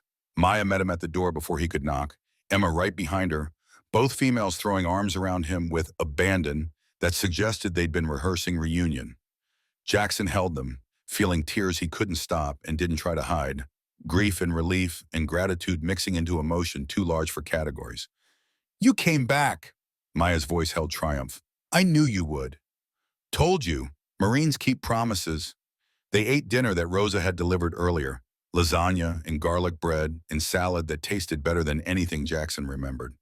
Maya chattered about her day with the intensity of someone who'd been worried but wouldn't admit it, filling silence with noise that pushed away darkness. Emma watched Jackson with expression he couldn't quite read, something between gratitude and possibility, Awareness that they'd survived crisis and now faced question of what came next. After dinner, Maya demanded bedtime story with the authority of small tyrants everywhere. Jackson read about brave knights and rescued princesses. Voice steady despite exhaustion that reached bone deep. Maya fell asleep mid-chapter, face peaceful in way that suggested nightmares might finally release their grip. Emma waited in the living room with 2 beers, domestic bottles sweating condensation in evening heat. Figured you'd need something stronger than water. Jackson accepted gratefully, drank half the bottle in single pull. That was longest 6 hours of my life. Mine too. Every minute you were gone, I kept thinking about what I'd tell Maya if you didn't come back. How I'd explain that another man she cared about had left. Emma's voice carried weight of every abandonment she'd survived. I'm glad I didn't have to. They sat in comfortable silence, drinking beer and processing day that had nearly ended in tragedy, but instead delivered resolution. Outside, Marcus maintained watch from his car. Unnecessary now, but routine providing comfort. Inside, Maya slept safe and unaware of how close she'd come to losing another father figure. Emma broke silence eventually. Sullivan called while you were reading to Maya, said Castellano's lawyers approached the DA about plea deal. 25 years, no parole. He'll die in prison. Good. Jackson felt no sympathy for man who'd hired assassins to kill a child. What about Derek Kane? Witness protection in exchange for testimony. He'll disappear into new identity somewhere far from California. And Wraith? Ghost confirmed he left Riverside. Sullivan's forwarding information to FBI, but without Castellano bankrolling legal defense, Wraith's probably not worth pursuing. Too many resources for low probability of conviction. Jackson nodded, accepting that justice came in imperfect forms. The important people were safe. The immediate threat was eliminated. Larger questions about morality and vengeance could wait for another day. Emma set down her beer, shifted to face Jackson directly. So what happens now? With us, I mean. With this. She gestured at the house, the situation, the makeshift family they'd constructed from crisis and proximity. Jackson had been avoiding this question. Superstition, suggesting that planning for future invited its cancellation. But Emma deserved answer, deserved to know whether the protection and support would evaporate now that danger had passed. Club voted yesterday, before the Wraith situation. They're deeding this house to you. Full ownership, no rent, no strings. It's yours for as long as you want it. Emma's eyes widened. Jackson, I can't accept. Already done. Papers were filed this morning. House is in your name. He held up hand, stopping protest. Before you argue, understand that Club owns 12 properties across Riverside. This one was sitting empty, depreciating. Having someone who'll maintain it, improve it, make it home, that's benefit to us. Plus the tax deduction. Tax deduction. Emma's laugh carried disbelief. You're giving me a house and claiming tax benefits as motivation.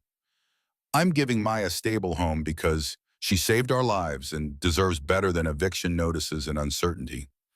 You're welcome to come along for the ride. Emma's expression shifted through emotions too quick to catalog, landing somewhere between gratitude and something deeper that Jackson didn't want to name because naming made it real and real made it vulnerable to loss.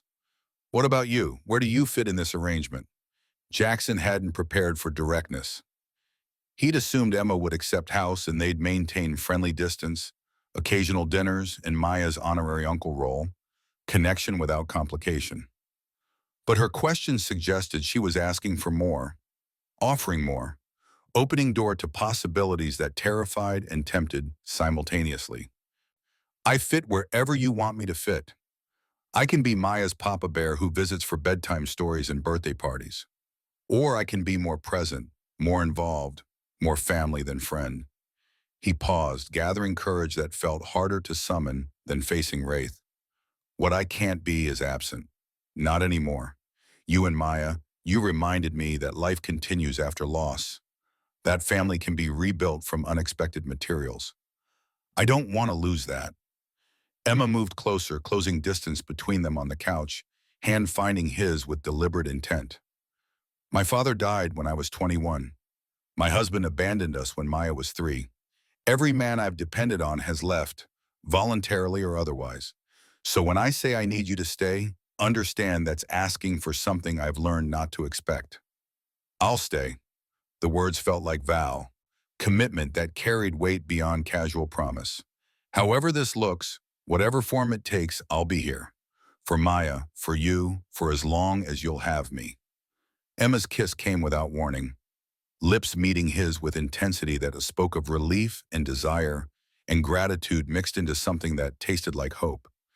Jackson responded with surprise that melted into acceptance, hands finding her waist and pulling her closer, 20 years of emotional isolation cracking under warmth of human connection.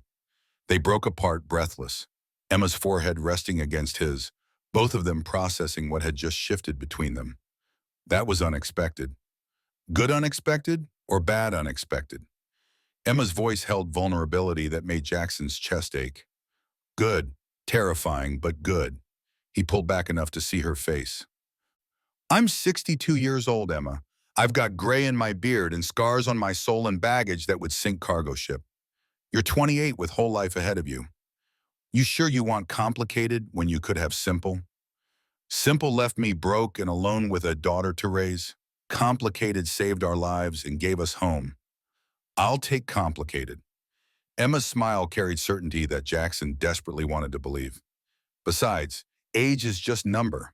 You've got more life in you than men half your years. More honor, more courage, more capacity for showing up when it matters. They kissed again, slower this time, exploration rather than explosion, learning contours and responses with patience that suggested this was beginning rather than isolated moment. When they finally separated, Jackson felt lighter than he had in decades. Burden of loneliness lifting to reveal possibility he'd thought died with Jennifer. We should probably talk about logistics. Emma's practical side reasserted itself. What this means for living arrangements, for Maya's understanding, for club dynamics. Tomorrow, tonight, let's just exist in moment without analyzing it to death. Jackson stood, offering hand that Emma accepted. Walk me out? They moved to the front door where Marcus waited by his bike, tactfully pretending not to notice emotional tableau playing out. Jackson hugged Emma goodbye, feeling her heartbeat against his chest, breathing in scent that would now be associated with homecoming. See you tomorrow? Count on it. Emma released him reluctantly. Thank you, Jackson, for everything. Thank you for letting me be part of your lives, for giving me reason to care about tomorrow. The ride home took Jackson through Riverside night that felt transformed, same streets, but different significance. City that now held people worth protecting and future worth fighting for. His house when he arrived felt less like sanctuary and more like way station, place to sleep before returning to where life actually happened. Inside, he moved through routine that had sustained him through 20 years of solitary existence, knowing it would soon change. That routines would expand to include another person, another child, family constructed from choice rather than biology. The photograph of Jennifer and Tommy still sat on his dresser, but looking at it no longer brought crushing grief. Instead, Jackson felt permission, sensed that they would approve of him finding happiness after decades of mourning. I met someone, he told their frozen smiles. Woman named Emma, daughter named Maya. They're not replacing you, but they're giving me reason to keep living instead of just existing. Hope that's okay. No answer came, but Jackson felt peace settle over him, acceptance that loving new people didn't betray old loves. That heart had capacity to expand rather than divide. He set the photograph down gently, turned off the light, lay in bed staring at ceiling with mind too active for sleep. His phone buzzed, text from Emma. Maya woke up asking if you were okay. I told her you were home safe. She said to tell you she loves you. Jackson's vision blurred. He typed back with fingers that trembled. Tell her I love her too, and that I'll see her tomorrow. She'll be happy. So will I. Sleep well, Papa Bear. Jackson set down the phone and closed his eyes, feeling exhaustion finally override adrenaline, muscles relaxing into mattress with relief that came from survival and possibility both. Tomorrow would bring challenges, adjustments, negotiations about what their unconventional family would look like. But tonight he could rest in knowledge that he'd kept his promise, that Maya and Emma were safe, that he'd found purpose worth the risk of caring again. Sleep came easy for the first time in 20 years. 6 months passed in rhythm that felt simultaneously swift and eternal, time marked by Maya's growth and Emma's increasing comfort and Jackson's gradual integration into domestic life he'd thought permanently lost. The safe house became simply home. Canyon Crest address associated with laughter and morning chaos and bedtime rituals that grounded days in routine. Jackson had relinquished club presidency to Cole, transitioning to advisor role that kept him connected without demanding constant attention. The Angels Riders Brotherhood Community Center opened in March, built on property Castellano had coveted. Transformation of battleground into sanctuary that served troubled youth and veterans struggling with re-entry. Emma directed operations with efficiency that surprised no one who knew her, turning organizational skills honed through survival into professional expertise. Maya thrived with stability, kindergarten teacher commenting on improved focus and decreased anxiety, child blossoming under consistent care that included two parents, honorary uncles who taught her about motorcycles and honor, and Rosa who'd claimed grandmother role with typical steamroller determination. Jackson and Emma's relationship evolved naturally, moving from crisis bonding to genuine partnership, romance developing alongside friendship as they navigated merged lives.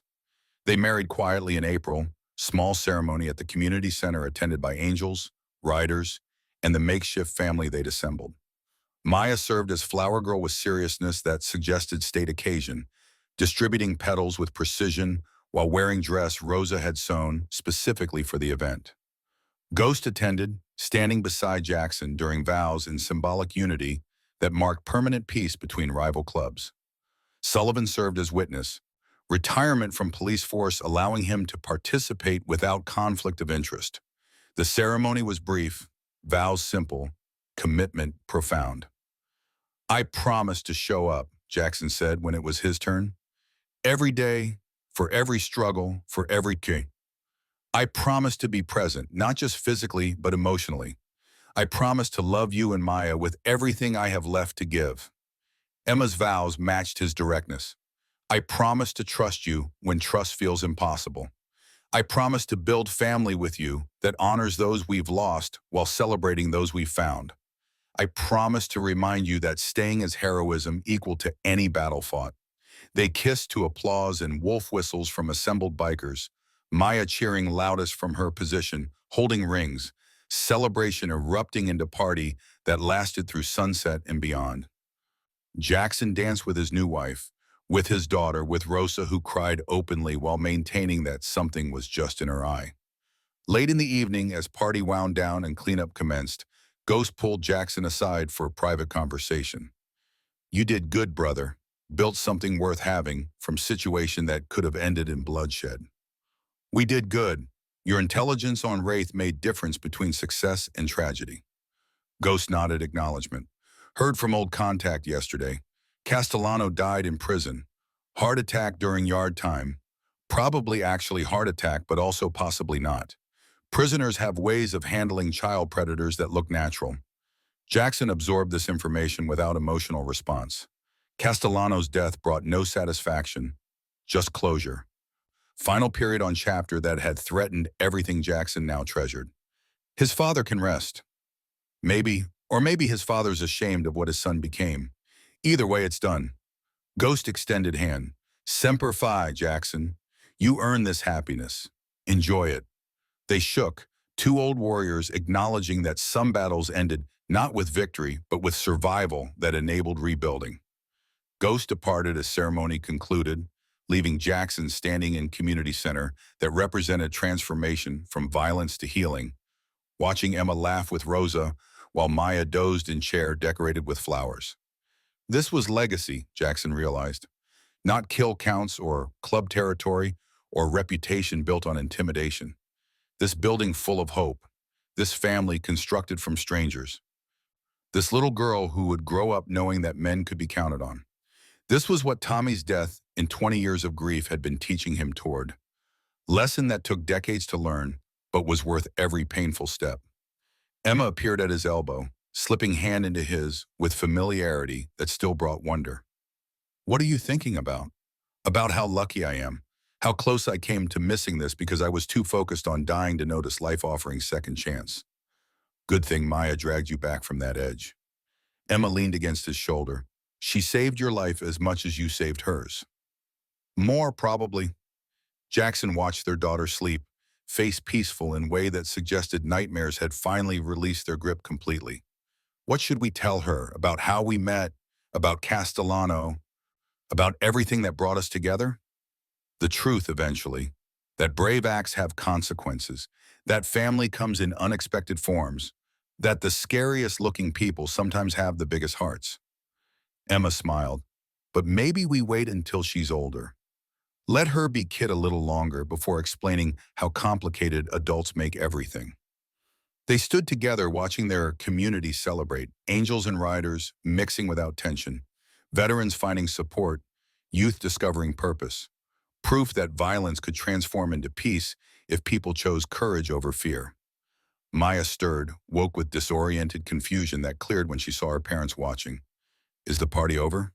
Her voice carried disappointment. Just getting started, little one. Jackson lifted her, feeling her arms wrap around his neck with trust that still brought him to edge of tears. We've got whole future ahead of us. This is just the beginning. Maya yawned, settling against his shoulder with contentment that suggested she believed him, that his promises had proven reliable enough to accept without question. Can we have pancakes tomorrow? Absolutely, Rosa's special recipe. And can we work on the treehouse? Weather permitting, yes. And will you tell me stories about Grandpa David and about Tommy? Jackson's throat tightened, but he managed response. Every story I know. They'd want you to hear them. Okay, I love you, Papa Bear. The words never got old, never lost impact, each repetition precious as first time he had heard them. I love you too, Maya. More than you know. Emma joined the embrace. Three of them standing together in community center that represented hope built from ashes, family forged through crisis, future earned through sacrifice and courage. Outside, Riverside continued its eternal rhythm, city that had witnessed Jackson's lowest moments and highest redemption, streets that connected past to present to whatever came next. Jackson Morrison had entered September, expecting nothing but routine dissolution, slow fade toward death without meaning or memory worth preserving. He'd found instead reasons to live, people worth protecting, legacy worth building. The girl who saved the angels had saved him more profoundly than she could understand. 5-year-old's bravery unlocking grace Jackson thought permanently lost. Now he stood with wife and daughter in building dedicated to helping others find similar redemption, surrounded by brothers who'd become family and former enemies who'd become allies, living proof that transformation was possible if people chose it. The future stretched ahead, uncertain but no longer frightening, filled with pancake mornings and treehouse projects and stories shared across generations, ordinary moments that constituted extraordinary life. Jackson had learned through decades of pain that existence could be survived without being lived, that breathing continued long after purpose died. But Maya had taught him a different lesson, one that Emma reinforced daily through trust and love and commitment to building rather than merely enduring. Life continued after loss, not as pale imitation of what came before, but as new creation entirely, different but no less valuable. Joy earned through grief's crucible.